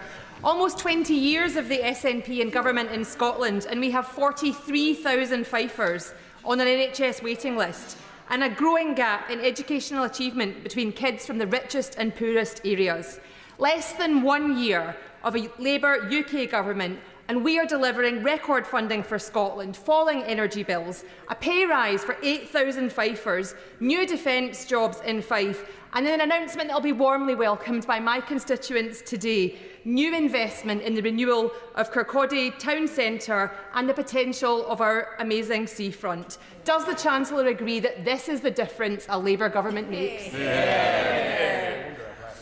I thank my honourable friend for that question. And the work that we are doing as a Labour government will reduce inequality. We're giving a pay rise to millions of workers, defence jobs paying a decent wage, GB Energy headquartered in Scotland. And today I've been able to announce additional investment in the seafront in her constituency for the economic benefits that will bring. Robin Swan. Thank you very much, Madam Deputy Speaker. An NHS fit for the future. So can I congratulate the Chancellor and the Health Secretary in that investment in the health service in England. But in that real term spend and the money allocated to Northern Ireland, would the Chancellor encourage the Northern Ireland Executive at a minimum to see that same investment in the health service in Northern Ireland? Because Northern Ireland Executive has been working with single-year budgets since 2016. And would the Chancellor agree that with this SR, it allows them to set a multi-year recurrent budget that allows the transformation of health services and other public services in Northern Ireland? The Honourable Gentleman makes a really important point, because what we did today wasn't just set out money for next year, but for day-to-day spending, money for the next 3 years, and for capital for the next 5 years. And that is vital wherever you are in the UK, that local councils, devolved administrations, community groups can plan for the future with confidence. And that's what we've done with this spending review. And so I would urge devolved administrations to do similar and make those multi-year settlements to give certainty for the future. Rachel Maskell. Deputy Speaker, despite being the lowest funded unitary authority in the country, we are doing everything possible to drive down inequality in the city, but it stays at 13 years differential. So today's announcement, investment in health, investment in social housing, investment in education will make a real difference for my constituents. However, I do worry about the inequality for disabled people in our country. So will the Chancellor give assurances? I've looked through the statement. Will she give assurances that if disabled people are unable to work, that they won't be left behind either, and that we will ensure we've got the social security that they need so that they also can gain from today's statement? I thank my honourable friend for that question, and part of the investment in the north of England includes Transpennine Route upgrade, which her and I think would both very much welcome. The investments in health and education are important, but of course so too is supporting disabled people, and that's why in the spending review there is £1 billion set aside to help get people back to work, because there are many people who are disabled who are desperate to work if the right support is available. But of course the social security system, the welfare state, must always be there for people who cannot work, and under this Labour government it will be. Adam Dance. Thank you, Madam Deputy Speaker. I heard very little about Somerset. Somerset is facing huge pressure around GP practices, affordable homes, SEND provision, reliable bus services and access to affordable energy. Can the Chancellor promise my constituents that Yeovil will not be overlooked? And does she believe that the decisions announced today leave Somerset Council and the government departments with enough to properly invest in communities in Yeovil? Let me put that right. The people of Somerset will benefit from a 3% uplift in NHS spending. The people of Somerset will benefit from free school meals if they are their children, if they are on universal credit. The people of Somerset will benefit from stronger defences and stronger borders through the investment that we are putting. This is a spending review for the whole country, including people in Yeovil in Somerset. Great girl. Thank you, Madam Deputy Speaker. And the Chancellor visited Birmingham last week, and she knows that the West Midland region has the talent and the ideas to thrive. A fair settlement in today's spending review isn't just sport, it's a smart investment in Britain's future. Over 26,000 people are on the housing register in Birmingham. So can I thank the Chancellor for doubling investment in the Affordable Homes Programme and the Midlands Rail Hub announcement that I've been campaigning for? And does she agree with me that this will be transformational to deliver a decade of renewal and growth that works for everyone? I thank my honourable friend for that question. And we will build more housing. That's what the investment in the Affordable Homes Grant will achieve. But also it goes alongside transport investment, significant transport investment in the West Midlands and in Birmingham. And I was very pleased that my honourable friend was able to join me in Birmingham last week, where we were able to celebrate investment to extend the metro out to East Birmingham and then to Solihull. Lincoln Job. Thank you, Madam Deputy Speaker. I fear that the Chancellor might... I'd like to thank the Chancellor for her statement, and I fear she may have misunderstood what my friend from Runnymede and Weybridge was asking in reference to the River Thames scheme, because he asked whether the River Thames scheme is included in the 4.2 of Teedale over 3, reference to paragraph 5121 in the statement. And the Chancellor, in reply, said he wants to put expenditure up and won't say where it's coming from. I think both he and I are asking, is the River Thames scheme funded from within the EA's half of it, because Surrey County Council pay the other half, in the 4.2 Teedale that she's announced today? She won't know the answer to that. The allocations have been made to government departments, and it will be up to the departments. The Treasury is not going to micromanage every scheme, so it will be up to departments to allocate the money in the way that they choose to. And I'm sure that the Transport Secretary will come to the House and set out those plans. Rachel Blake. Thank you, Madam Deputy Speaker. This spending review reports that there will be a report from the Office for Value for Money about temporary accommodation and the terrible waste of money that is going into the poorly procured temporary accommodation. Madam Deputy Speaker, 90,000 children live in temporary accommodation in London. Does the Chancellor agree with me that £39 billion into new genuinely affordable homes, combined with this review into the cost of temporary accommodation is really positive for all of those children living in London who sadly do not have a permanent home into the future? And does she agree with me that this will make a transformational change in London? Yeah. I thank my honourable friend for that question, and she's spoken to me powerfully on many occasions about how much Westminster City Council has to spend on temporary accommodation, and that's why this investment in the Affordable Homes Grant is so important, not just for London but for the whole country. But there are specific issues, as I said in the answer to the question from my honourable friend from Vauxhall. There are particular challenges in London because of the extraordinary levels of house prices and rents in London. So this investment in affordable and social housing can have a big impact in London, and combined with the additional money for free school meals, the rollout of breakfast clubs, increase in the national living wage, this is a spending review to benefit people across the whole country, including in Westminster, including in London. Josh Babarinde. Thank you, Madam Deputy Speaker. Fellow Eastbournian Mark Tonra and I were gravely ill in the same ward together at Eastbourne District General Hospital last year. And because of the outdated and outgrown hospital buildings at the DGH, Mark harrowingly watched another patient opposite him die from his bay, and other patients watched Mark deteriorate with only a flimsy curtain to protect his dignity before he himself died. The delay to our new hospital will mean that many more Eastbournians will face this indignity until it's fully rebuilt come 2041. And so, short of heeding my town's calls to unlock that investment sooner, will the Chancellor at least confirm to local families like Mark's and my NHS Trust that her NHS capital expenditure will specifically be able to fund the 98% unmet cost of our maintenance backlog in Eastbourne to help more patients get the care and dignity that they deserve? I thank the honourable gentleman for speaking powerfully about his experience and the experience of his constituents. And after 14 years and broken promises from the party opposite, our hospitals are not in good enough condition. And that's why we've set out the new hospital buildings programme. But it's also why, in the spending review, we've put aside money for improvements to hospital conditions in the meantime. And I will make sure that the relevant health minister meets with the honourable member to talk through what that means for people in Eastbourne. Chris Webb. Thank you, Madam Deputy Speaker.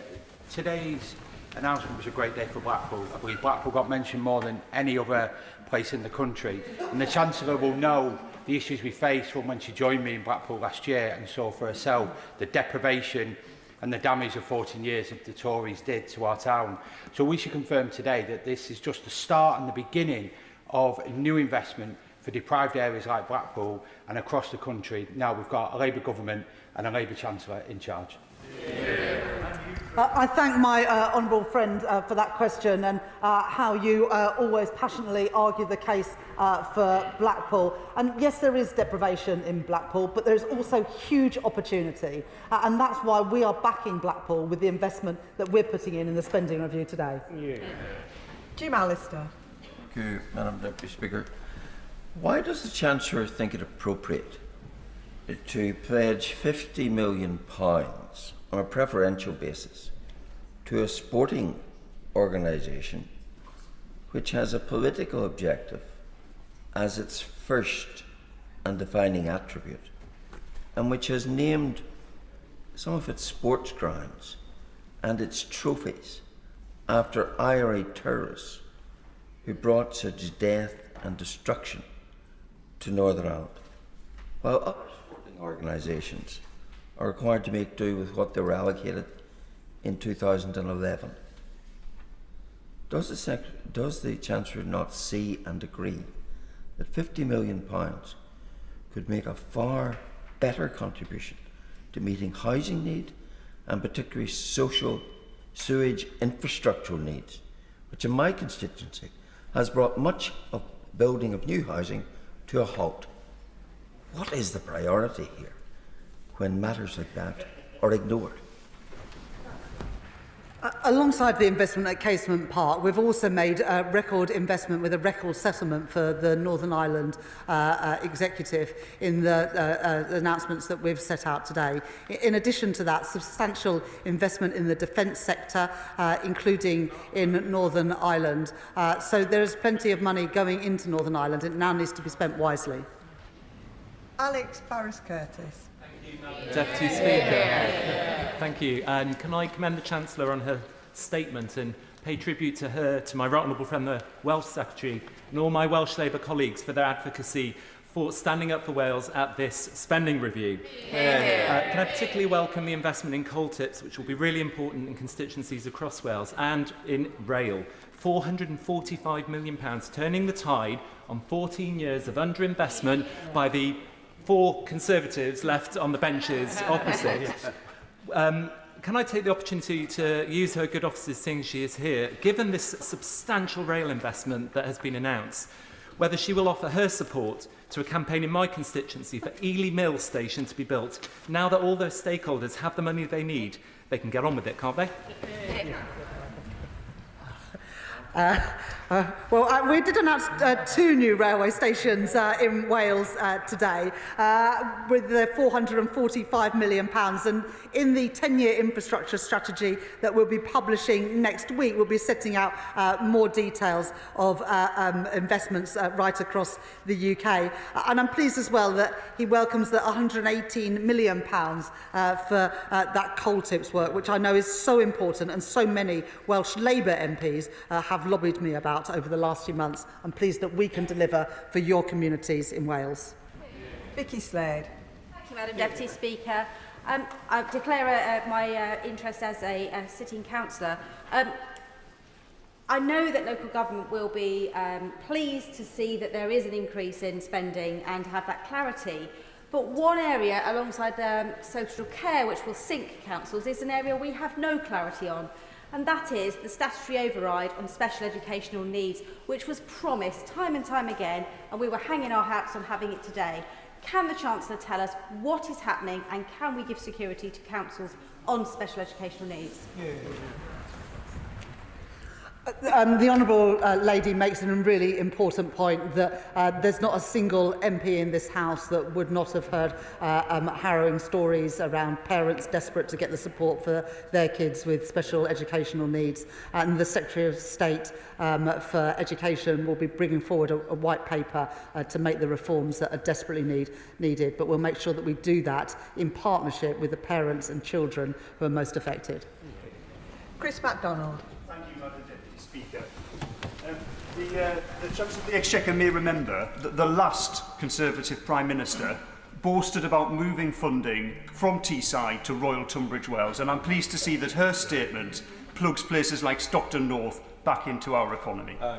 Can I thank the Chancellor of the Exchequer for agreeing to make Stockton Central one of the trailblazer areas, investing in our local facilities and also tackling fly tipping and graffiti. And does she agree with me that this statement shows that our Labour government is providing jobs for working people, providing homes for working people, and providing opportunities for our young people? I thank my honourable friend for that question, and I'm pleased that Stockton will benefit from some of those investments, because Pride in Place is so important for all of our communities. But some of the most deprived parts of the country have missed out on funding for too long, and that's why we're pleased to be able to rectify that and ensure, for example, through the Green Book reforms, that money goes to where it is most needed. Sammy Wilson. Madam Deputy Speaker, and can I first of all welcome the fact that, at least in real terms, the Northern Ireland budget has been maintained over the spending period, though I would point out to the Chancellor that a 0.5% real increase will not enable the Northern Ireland Executive to match the real increase in spending in health and policing, which will be taking place in the rest of the United Kingdom. But can I emphasise again the preference that she has given in this budget to money for a GAA ground? In blundering into this issue, she has given to the Executive a massive financial headache because she requires the £50 million to be matched by funding elsewhere, requiring the Executive to find about £200 million to make up the deficit, raising expectations and, I believe, creating tension within the Executive as a result of this decision. And I think that it was wrong for her to try and interfere in the minutiae of spending of the Executive in this way. On a general point, I think that maybe in the autumn, many people who will welcome the headlines today will be regretting the tax increases that they're going to face to pay for the announcements today.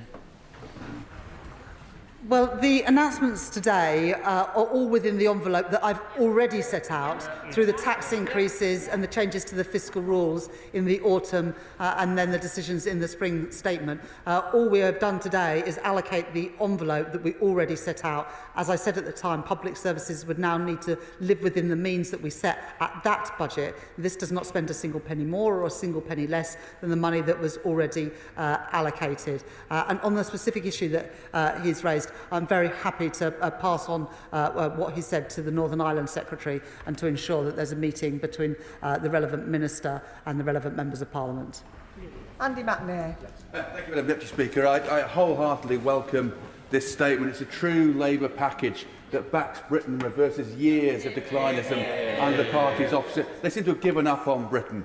But I also particularly welcome... well, yes, declinism on the very benches.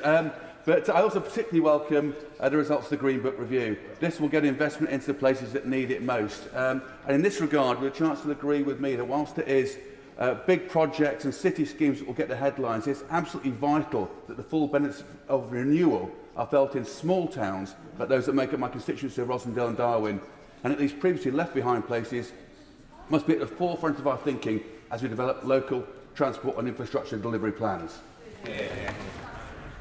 I thank my honourable friend for his question.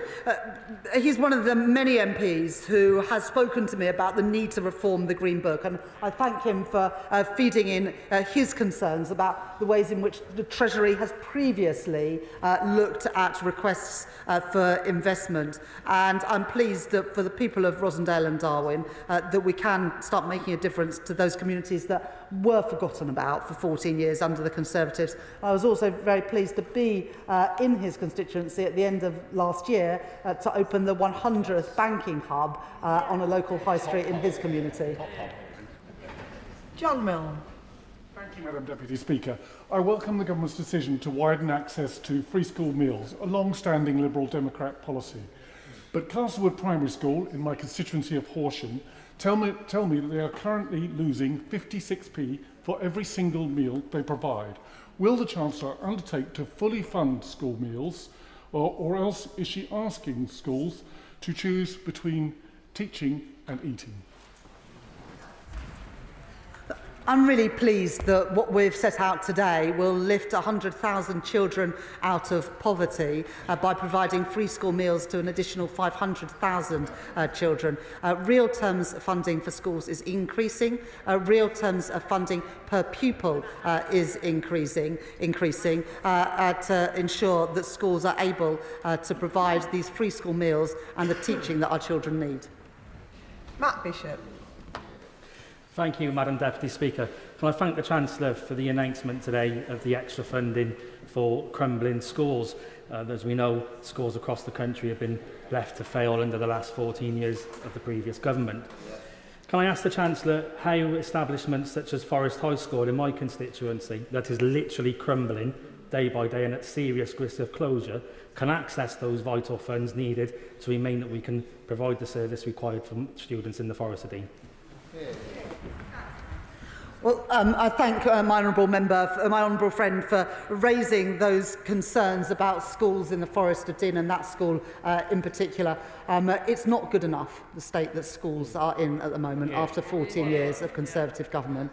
And after what they did in the 80s and 90s, I didn't think that even a Conservative government would leave schools in the state that they have. But your example is one that many MPs will be able to talk about in their constituencies as well. I will make sure that the Department for Education and the Education Secretary hears about the specific case that you've raised, because we do want to improve the conditions that our young children are taught in. Gideon Amos. Thank you, Madam Deputy Speaker. I thank the Chancellor for her statement. As well as freeing people up by tackling a social care crisis, the real way to get growth that we all want to see in this country is a target for publicly funded social homes, albeit I welcome the funding that has been found for housing, and funding for the infrastructure that communities want to see, which will unlock tens of thousands of homes. Wellington and Columpton Stations project was something I raised with the Chancellor last summer, and she said at the dispatch box that it would be going ahead because it had started. That project will bring £180 million of growth to the Cardiff-Bristol-Exeter corridor and generate hundreds of new jobs. Are my constituents right, and a genuine question to the Chancellor, are my constituents right to be dismayed that there is no mention of any South West projects in the statement today?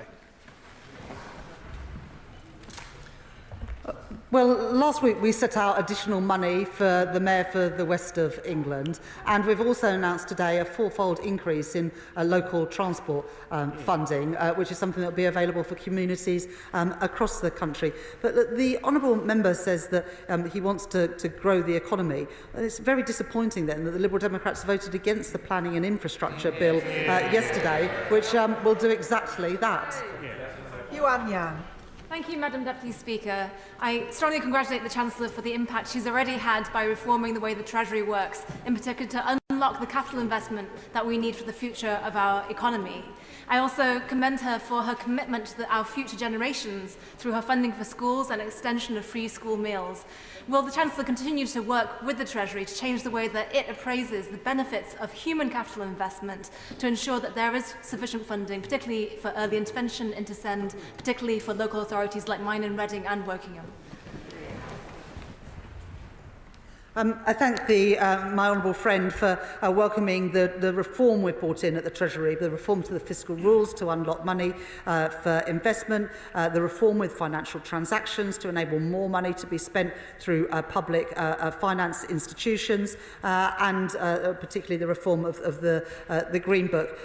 My honourable friend is absolutely right to mention the importance of human capital, and that's why in the spending review today we've announced a significant investment in skills and also in ensuring that children are ready for schools through investment in the early years. Yeah. Will Forster. Thank you, Madam Deputy Speaker. As the MP for Woking, I represent the most bankrupt and indebted local authority in the country. Therefore, I was very disappointed that it appeared the Chancellor didn't mention councils or local government once in her statement. I am more disappointed in the detail of the statement that the government is only investing an extra 1.1% in local government next year and the year after. What does the Chancellor say to councils across the country and to my constituents of Woking to justify that lack of investment? Yeah. Well, that's real terms increases in spending every year that this Labour government are giving to local authorities, and that compares to the Conservative Liberal Democrat administration from 2010 to 2015 that cut real spending by 2.9% every year. So I'm much happier to stand on my record as Chancellor than what the Liberal Democrats did when they had a chance of being in government. Anna Dixon. I'd like to thank the Chancellor for listening to the priorities of people in my constituency of Shipley and across the country and investing in our schools. It was great to see examples of the free breakfast clubs in action at Belden Glen and Beckfoot Priestthorpe recently. And I'm delighted to hear today that the Labour government will be putting some £2.3 billion to fix our crumbling schools. I visited Eldwick Primary School, where pupils were being taught in a temporary building with half their school out of action due to RAC. So can the Chancellor reassure those pupils in Eldwick that they can finally get back to their classrooms?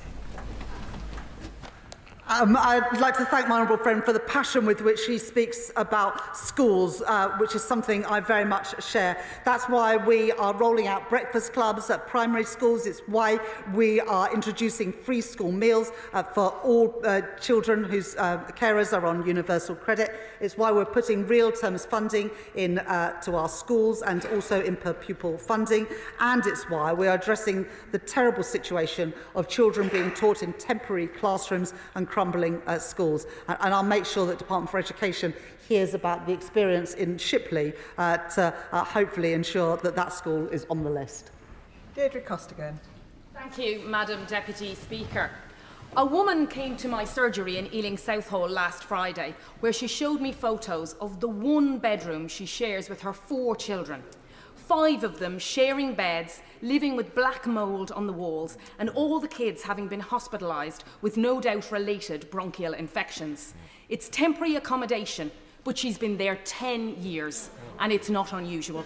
Does the Chancellor agree that today's record £39 billion investment in social and affordable homes marks an end to Conservative austerity, an end to their failure to build, and that it will finally give hope to families stuck in damp, overcrowded flats in London and across the country? It's stories like that which my honourable friend has just told, which is exactly why the Deputy Prime Minister and myself have prioritised investment into affordable homes, because nobody should have to live in those sorts of conditions in the 21st century. And with the reforms that we're making and the money that we're putting in, they won't have to for much longer. Adam Thompson. Thank you, Madam Deputy Speaker. And can I thank the Chancellor very much for her statement today. I particularly welcome all of the choices that she made, but especially the investments in Derby and the wider East Midlands, which are going to be an enormous boon to my constituents in Erewash.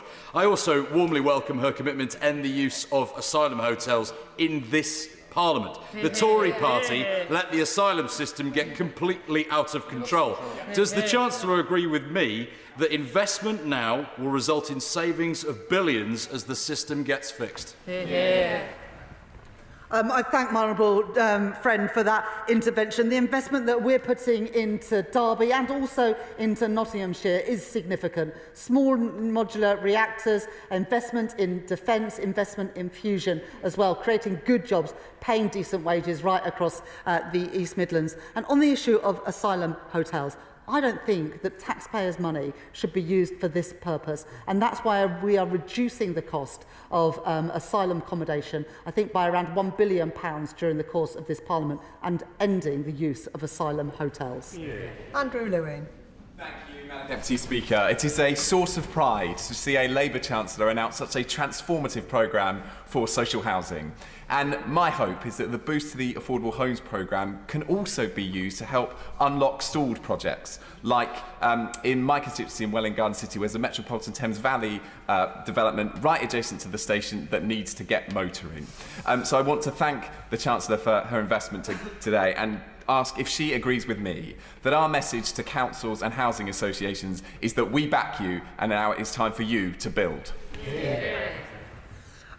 The changes we've made to the planning system, the changes we are making through the Planning and Infrastructure Bill, gives the opportunity to build. And what we've done now is back that with money through the Affordable Homes Grant to ensure that we included in that is a good proportion of social and affordable housing for all the reasons that honourable members have mentioned, and particularly around this issue around housing around stations. There's huge potential there. The infrastructure is there.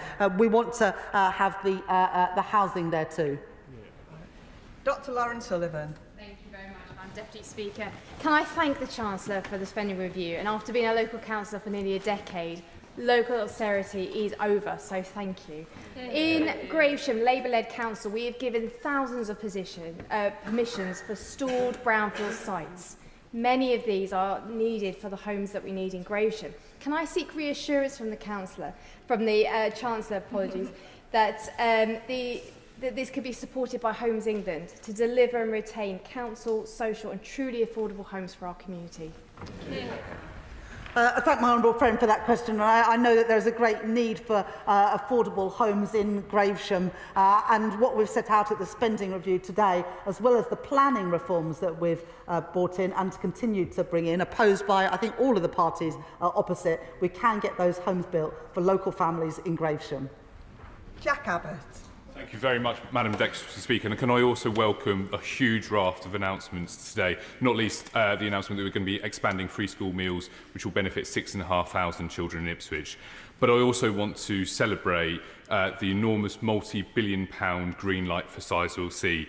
We all know its national importance, from energy security to powering 6 million homes, but I can't overstate the difference this will make, particularly to young people in Ipswich and Suffolk, which now have the promise of a skilled, secure, well-paid job. So can I thank the Chancellor from the bottom of my heart for the investment in my town and my county, and can she expand about how else the new age of nuclear will benefit our whole country? Thank my honourable friend for that question. And the Prime Minister was in Ipswich with my honourable friend yesterday, I think at a local college, and the Prime Minister came back from that visit even more determined to crack on and build this, the nuclear power station in Suffolk at Sizewell, because of the impact it will have, not just on bringing down bills, but bringing good jobs to Britain, bringing good jobs through the supply chain, and ensuring that young people can have their hope and their future back, knowing that they're going to be good jobs in the places that they live, where they can make a career for themselves and bring prosperity to their families and their communities. Yeah. Daniel Francis. Thank you, Madam Speaker. I know my constituents across Bexleyheath and Crayford will welcome the investment the Chancellor's announced today for new affordable housing. The government's set ambitious targets for 1.5 million homes, including 88,000 homes across London. To reach these targets, alongside investment in affordable homes, we'll need investment in new transport infrastructure, projects like the DLR extension to Thamesmead, which is forecasted to unlock up to 40,000 new homes in brownfield sites across two of the most deprived boroughs in London. So can the Chancellor reaffirm the government's support for this important project and commit to providing funding for it? I thank my honourable friend for that question, and Bexleyheath and Crayford is a part of the country that he knows, that I know well, and there is huge potential in Bexleyheath and Crayford for more homes and more investment. We've set the budget now for the Department for Transport. We're going to be setting out the 10-year infrastructure plan next week to unlock more investment, both public and private, in housing and in transport. Antonia Bands. Madam Deputy Speaker, one of the first pieces of casework I picked up was of a young woman pushing her two children through central Wednesbury. We moved to the side and she told me she was in temporary accommodation, and then she showed me the insect bites up her arm. In my council's area, there are 21,000 people on the housing waiting list, nearly 550 families in temporary accommodation, awful substandard B&Bs, multiple buses to get their kids to school. So can my right honourable friend confirm that our share of the £39 billion for council and social housing is coming to Tipton and Wednesbury and Coseley, to the Black Country, to the West Midlands, to build the homes for local families that we need? It absolutely is. Lawrence Turner. Thank you, Madam Deputy Speaker. I was delighted to hear the official commitment today in backing the Midlands Rail Hub, and I'd like to thank the Chancellor and the Transport Secretary for listening to the at times persistent representations in support of this essential project. We inherited a set of engineering plans with no money behind them. Now there's a chance to turn them into something real, and this is good news for Birmingham, it's good news for the economy of the West Midlands. At the centre of those works is Kings Norton Station in my constituency. We need the works there to unblock the cross-city line, and on a matter of literary heritage, Kings Norton is also the birthplace of Thomas the Tank Engine. The Reverend Audrey lived a few yards down the road. Wouldn't it be a great tribute if space could go on the ground for the 80th anniversary next year? So will the Chancellor and her officials work with local representatives so we can understand which of those individual projects are going to be started first, and we can finally restore Kings Norton Station to its former glory? I once spent a day at Thomas the Tank Engine Wells, but I hope that the trains that we're going to be investing in and the tram lines may be a little bit less talkative and a bit more productive. The reason I mentioned my honourable friend in my speech today is because he has persistently lobbied for the Midlands Rail Hub, and we're very pleased as a government to be able to make that commitment today that will benefit his constituents and many others as well. Kevin Bonavia. Thank you, Madam Deputy Speaker. Today's spending review is a great big boost for the defence and life science sectors in this country.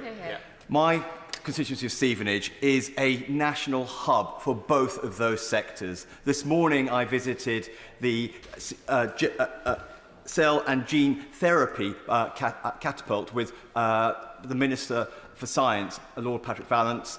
Last week, my Right Honourable friend, the Secretary of State for Defence, visited MBDA to see the Storm Shadow missiles being fitted out for Ukraine. Today's extra investment will be a great big welcome in my town of Stevenage. Young people want those new jobs. When can they expect to see the benefits of that new investment?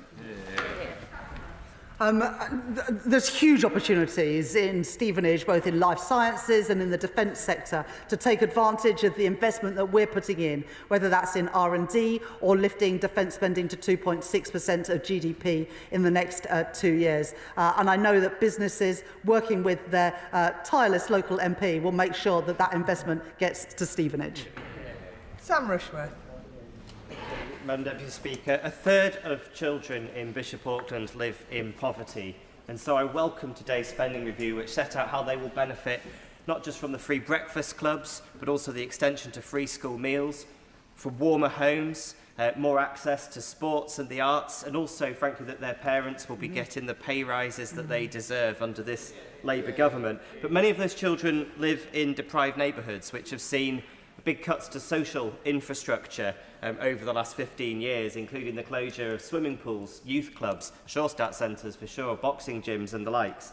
So I noted with interest on page 36 a reference to 350 deprived communities across the UK being invested in by this government, and I wonder if the Chancellor could say more about that, because there are no figures actually in here, and if she can't give a full answer today, if I could engage with her office on this. This will be a scheme operated from MHCLG. We announced some of the neighbourhoods that will benefit from that investment today. This is not something that neighbourhoods will have to bid for. This will go to the communities that need it most, and the Deputy Prime Minister will be setting out in due course all of the 350 neighbourhoods that will benefit from this investment. Joe Powell. Madam Deputy Speaker, under the Conservatives, London's housing crisis escalated to dangerous levels with one child in every classroom in temporary accommodation. So I warmly welcome the £39 billion for the Affordable Homes Programme, but also the 10-year rent deal and the new low-interest loans, but also something I've been pushing for, and I can see the Minister for Building Safety has entered the chamber, which is equal access to the Building Safety Fund for housing associations, so that money can go towards improving conditions of homes and not to remediation. Can the Chancellor outline how this package will tackle London's housing crisis, including in my constituency, one of the most unequal parts not only of London but of the country? I thank my honourable friend for that question, and it's good to see the Minister in his place to hear it too. It's really important that as we invest in the social and affordable housing our capital city but our whole country needs, that we're investing in the right places, but also it has the potential not just to provide the homes that people need, but also reduce that pressure on local authority budgets and national budgets, where so often they are picking up the costs of failure because of the failure of previous governments to invest in social and affordable homes. Jacob Collier. Deputy Speaker, can I also warmly welcome the investment in the Midlands Rail Hub, which will mean 150 extra trains a week through Burton, and the investment in Rolls-Royce in the small modular reactors and nuclear subs that will benefit my constituency and local jobs. She announced a huge package around transport, and she will know that I've been pushing for improvements on the A50, A500 and infrastructure around Branston Bridge. Can she say more about when we can expect an announcement on the road investment strategy? It sounds like it's a pretty good day to be an MP in Burton. We're pleased to be able to make those investments both in the Midland mainline hub, but also those investments in nuclear technology, as well as the additional housing investment that will go into Burton and places across the country. The allocation has been made to the Department for Transport, and the Secretary of State will set out in due course, and we will be setting out more detail in the 10-year National Infrastructure Plan next week. Joanna Baxter. Thank you, Madam Deputy Speaker. 14 years of the Tories, 18 years of the SNP have left many Scottish high streets in desperate need of investment, including those in my constituency of Paisley and Renfrewshire South. So I welcome the Chancellor's announcement today to invest in new community funds, bringing the total of UK Government direct investment in Scottish local growth funding to almost £1.7 billion. So can I ask my right honourable friend if she would agree to come to Paisley to see why Paisley High Street deserves a slice of that very substantial pie? Well, I thank my honourable friend for that kind invitation. I look forward to being with her in Paisley and Renfrewshire before too long. It is the case that too many high streets, after 14 years of Conservative government, but the additional 18 years of SNP government in Scotland has left many communities on their backs. And the investments that we've announced today in this spending review, and particularly the multi-year nature of these investments, is about turning those communities around so that more people can have pride in the places that they live. Elsie Blundell.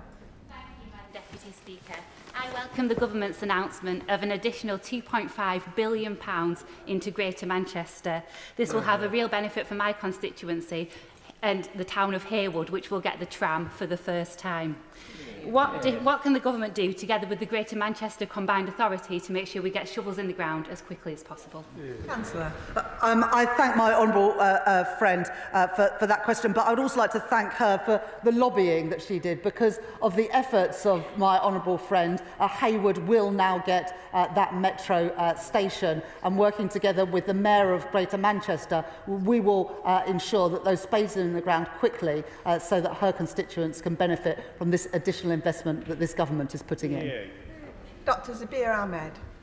Madam Deputy Speaker, it's clear from my right honourable friend's statement today that she understands Scotland and she has left no stone unturned in backing Scotland's economy. But my right honourable friend's ambition, unfortunately, despairingly, is not matched by the SNP government in Holyrood. So will she join me in urging the SNP government to end their ideological blockade on the defence industry, on the nuclear industry, so that finally my constituents in Glasgow South West can access the skills, the jobs and the prosperity that this Labour government is investing in? Chancellor. In the statement today, we were able to announce investment in Acorn in Aberdeenshire, investment in Great British Energy, headquartered in Scotland, and of course substantial investment in defence, £11 billion extra by the end of the spending review period to keep our country, keep our continent of Europe safe. Scotland and Glasgow has a proud tradition in defence sectors, but an ambition that's not matched by the SNP government. This Labour government is backing defence across the whole UK, including in Scotland. Amanda Martin. Thank you, Madam Deputy Speaker. I'd like to thank the Chancellor for listening to me on behalf of Portsmouth residents in today's review. Be that in commitment to investment in building British in our defence sector, backing our SMEs, investing in our country's securities and investment in our Royal Navy base. Or investment in our NHS, investment in education, young people and indeed across our public services. And something really important to my constituency is housing. With £39 billion affordable housing pot and a local growth funding targeted to reach 100 communities, under Labour there is now a real chance to address housing needs in Portsmouth. Madam Deputy Speaker, I'd like to ask the Chancellor how I can work with her and the Deputy Prime Minister to ensure this ambitious investment is wholeheartedly embraced by my Lib Dem Council, so we can ensure that they are as ambitious as we are for Portsmouth people, and so we can finally see action, Madam Deputy Speaker, and finally see much-needed homes for the people of Pompey. Chancellor. I thank my honourable friend for that question, and I think the whole House pays tribute to the people of Portsmouth and their commitment to our country's defence. On affordable housing, well, look, in the planning and infrastructure bill and the planning reforms we've already announced, we're enabling the building of these homes. And what we're doing today with the £39 billion is putting the money there so that we can build social and affordable homes. But it is disappointing that Liberal Democrats don't back our planning and infrastructure reforms, because unless you back those, it is very hard to get Britain building again and very hard to build the 1.5 million homes that people in Portsmouth and our country desperately need. Jill German. Thank you, Madam Deputy Speaker. I warmly welcome the Chancellor's statement and, like my honourable friend, in particular, the historic £445 million of investment into our rail in Wales. And I'd also like to echo his thanks for the tireless representation of our Secretary of State for Wales and our Welsh Labour MPs. For my constituency of Clwyd North, this means vital funding for Network North Wales to seamlessly connect with the Northern Powerhouse Rail, bringing us closer to realising the ambitious vision of our UK Labour government, our Welsh Labour government and our Labour Metro mayors. So does the Chancellor agree with me that it's only with Labour working together that we can truly deliver for the people of North Wales? Chancellor. We've finally got a Labour government here and a Labour government in Wales to work together for the people of Clwyd North and all people right across Wales to make those investments, including the significant investments today that we've announced in transport. And I'd like to pay tribute to all of the Welsh Labour MPs who have lobbied me so extensively to get this investment into Welsh rail. I was left with no doubts about what the priority was for the people of Wales: transport investment, as well as the investment that we put into coal tip safety. And I'm pleased to have been able to set that out in the spending review today. John Slinger. Thank you, Madam Deputy Speaker. In the age of anger that our opponents seek to exploit, we need a responsibility revolution. And this government has taken responsibility by taking tough decisions to stabilise the economy and carry out the long-term reforms. So, does my right honourable friend agree that it's her responsible approach, not cakeism 2.0, trussonomics or reforms fantasy economics, that enables today's very welcome investment that will benefit my constituents, whether it's in healthcare or indeed the green transition and defence investment that will help GE Vernova employ hundreds more people in my constituency of Rugby? Chancellor. I thank my honourable friend for that question. We had to make difficult decisions last year to put the public finances on a firm footing after the appalling economic management of the party opposite, which sent interest rates soaring and put pensions in peril. Something that was welcomed, I think, a big supporter of Liz Truss, the current Shadow Chief Secretary to the Treasury, and that's why he's got the word shadow at the front of his name. Economic responsibility is absolutely essential. I set out the envelope for public spending in the budget last year, and we've allocated that money today. Not a penny more, not a penny less. Mark Ferguson. Madam Deputy Speaker, a Labour government, a Labour Chancellor, a Labour plan. 500,000 children getting free school meals. Huge investment in our National Health Service, jobs and opportunities closer to home, and £39 billion for affordable housing. Fantastic for my community. But does she agree that people in Gateshead and Wickham may benefit the most from the changes that she made to the Green Book? And does she also agree with me that it gives communities like mine huge opportunities for the future? Chancellor. My honourable friend has been a big advocate of reforms to the Green Book, and we're pleased to be able, after setting up that consultation in January, announce those changes today to get more investment in places including in the north of England, in Gateshead and Wickham. But my honourable friend is also a big champion for free school meals, and I'm really pleased that in this spending review 500,000 more children will get free school meals, lifting 100,000 children out of poverty. Lorraine Beavers. Thank you, Madam Deputy Speaker.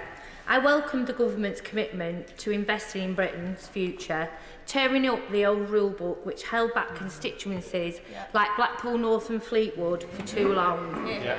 My constituents need to feel the benefits now.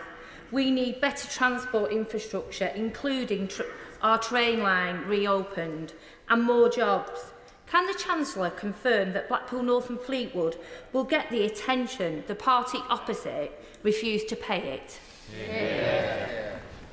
I thank my honourable friend for that question, and Blackpool will benefit from the Affordable Homes Programme, from the free school meals for children, from the rollout of breakfast clubs, but also stands to benefit from the increase in the local transport grant, which we're increasing fourfold compared to the plans we inherited from the party opposite. Jim Dixon. Thank you, Madam Deputy Speaker. People in my constituency of Dartford will hugely welcome today's statement, not just for the investment in public services, so in schools, in the NHS and in new homes, but also the commitment to investment in transport infrastructure, because people in Dartford are sick and tired of living in terrible congestion caused by the Dartford crossing, but also due to the collapsed Galley Hill Road in Swanscombe. So can the Chancellor reassure me that not only will families be better off in Dartford as a result of the spending review, but also it will help to get Dartford moving? You've got the I thank my honourable friend for that question. And in January this year, I did give this government's backing to the Lower Thames crossing. We've set out the allocation for the Department for Transport and the Secretary of State for Transport, and the 10-year infrastructure plan will set out more detail in due course. Yeah. Claire Hughes. Deputy Speaker, can I thank the Chancellor for her statement and for what is a record-breaking settlement for the Welsh Government to invest in public services in Wales. Right. On rail, so I understand that the honourable member opposite might not be happy with the announcement, but I'm sure that my constituents in Bangor Aberconwy, as well as those of my constituency neighbour for Clwyd North, will be absolutely delighted. They rely on the North Wales Main Line to get to work. So will the Chancellor agree with me that investment in rail is about so much more than trains and tracks? It's about connecting people across Wales with opportunities and jobs. Chancellor. I thank my honourable friend for that question and also for making those representations to myself and to the Secretary of State for Transport of the importance of better rail connections so that people in Bangor and Aberconwy and across North Wales can better access good jobs and public services. And that's why we've put that £445 million in at the spending review today. And the final question, Gregor Poynton. Thanks all for staying. Thank you, Madam Deputy Speaker. I warmly welcome the Chancellor's statement today. It shows that this Labour Government is investing in Scotland's renewal, and I particularly welcome the funding allocation for the Acorn Captured Storage project. It is a project that will unlock billions of pounds of private investment and create high-quality jobs in Scotland. I can ask then the Chancellor how this will create jobs in my constituency of Livingston and also support sites like Grangemouth to thrive. Chancellor. I thank my honourable friend for that question. And after backing Teesside and Merseyside for carbon capture and storage last year, we're really pleased today to be able to announce the tranche 2 of carbon capture and storage with backing for both Acorn and Viking. And we will crack on and get that investment to Aberdeenshire, as well as the investment that we're putting into Great British Energy.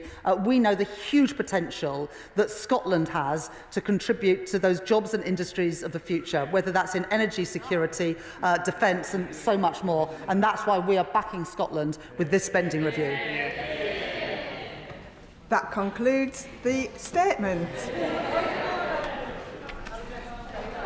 Point of order, Liz Saville-Roberts. And I have endeavoured to contact the Minister as well. During Wales questions, the Secretary of State accused me of unintentionally misleading the House when I raised concerns about the reclassification of the East-West Oxford to Cambridge rail line as an England and Wales project, thereby denying Wales its full share of consequential funding. She claimed that the previous classification as England only was merely, and I quote, a Conservative publishing error, and insisted all heavy rail projects would now be classified in such a way so as to deny funding, of course, to Wales. To my surprise, however, the 2025 Statement of Funding Policy still lists the Oxford and Cambridge line as England only. This contradicts the Secretary of State's assertion and raises questions about the accuracy of her comments in the House. What steps should I take when I have been effectively accused of misleading the House, yet Treasury documents suggest that it is the Secretary of State who has done so? I thank the honourable member for giving notice of her point of order. The Chair is not responsible for the content of members' speeches. However, the Treasury front bench have heard the honourable member's point of order, and I am sure that the Secretary of State will seek to correct the record if necessary. Point of order. Point of order, Jim Allister. Thank you, Madam Deputy Speaker. The whole House, as I am, will be appalled by the grotesque and wanton violence which has afflicted Ballymena in my constituency, and also appalled by the sexual assault on a young 14-year-old girl. There can be no excuse for the resulting violence. However, the government must be aware of underlying tensions produced by uncontrolled and often undocumented immigration.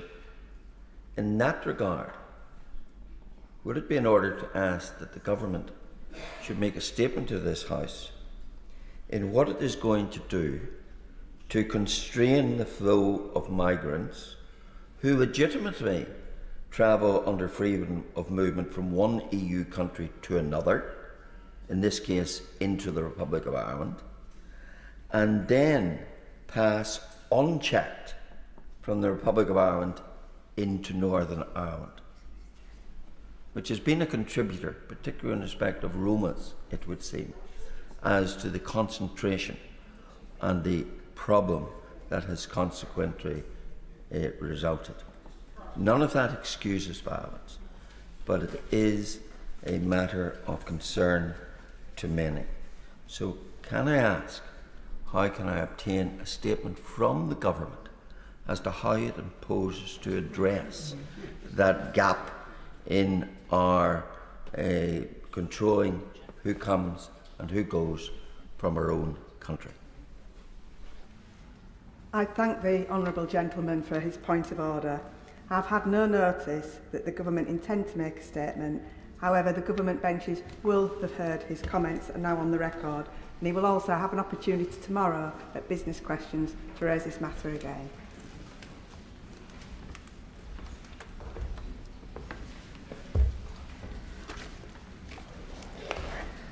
We now come on to the presentation of bills. Presentation of Bill, Mr. Richard Holden. Animal Shelters Licensing Bill. Second reading what day? Friday the 20th of June. Friday the 20th of June. We now go on to the 10-minute rule motion. Letterboxes positioning. Annalise Midgley. Madam Deputy Speaker, I beg to move that leave be given to bring in a bill to amend building regulations to require letterboxes in new buildings and front doors to be positioned in accordance with British Standard EN 13724/2013. Madam Deputy Speaker, this government says it wants to raise standards and focus on delivery. So I have got a perfect bill for them. It's the letterbox positioning bill. Last Christmas, I visited the Royal Mail delivery office in my constituency in Huyton. I watched our posties working flat out, and it really hit home how hard they work, whatever the weather, whatever the conditions. And I asked, what could I do to help? They said, sort out those low-level letterboxes. Because they're worried that one of these days, one of them could get a life-changing injury just doing their job. Like Lancaster postie Anthony Quinn, who lost the top of his finger after a dog lunged through a letterbox and bit him. He was just doing his job, delivering the post. Or like South London postie Andrew Burge, who was attacked through a letterbox by a dog that locked onto his hand and wouldn't let go. He suffered serious damage to his ring finger. He was just doing his job, delivering the post. Or like Wakefield postie Elaine White, who lost the top of her finger in another attack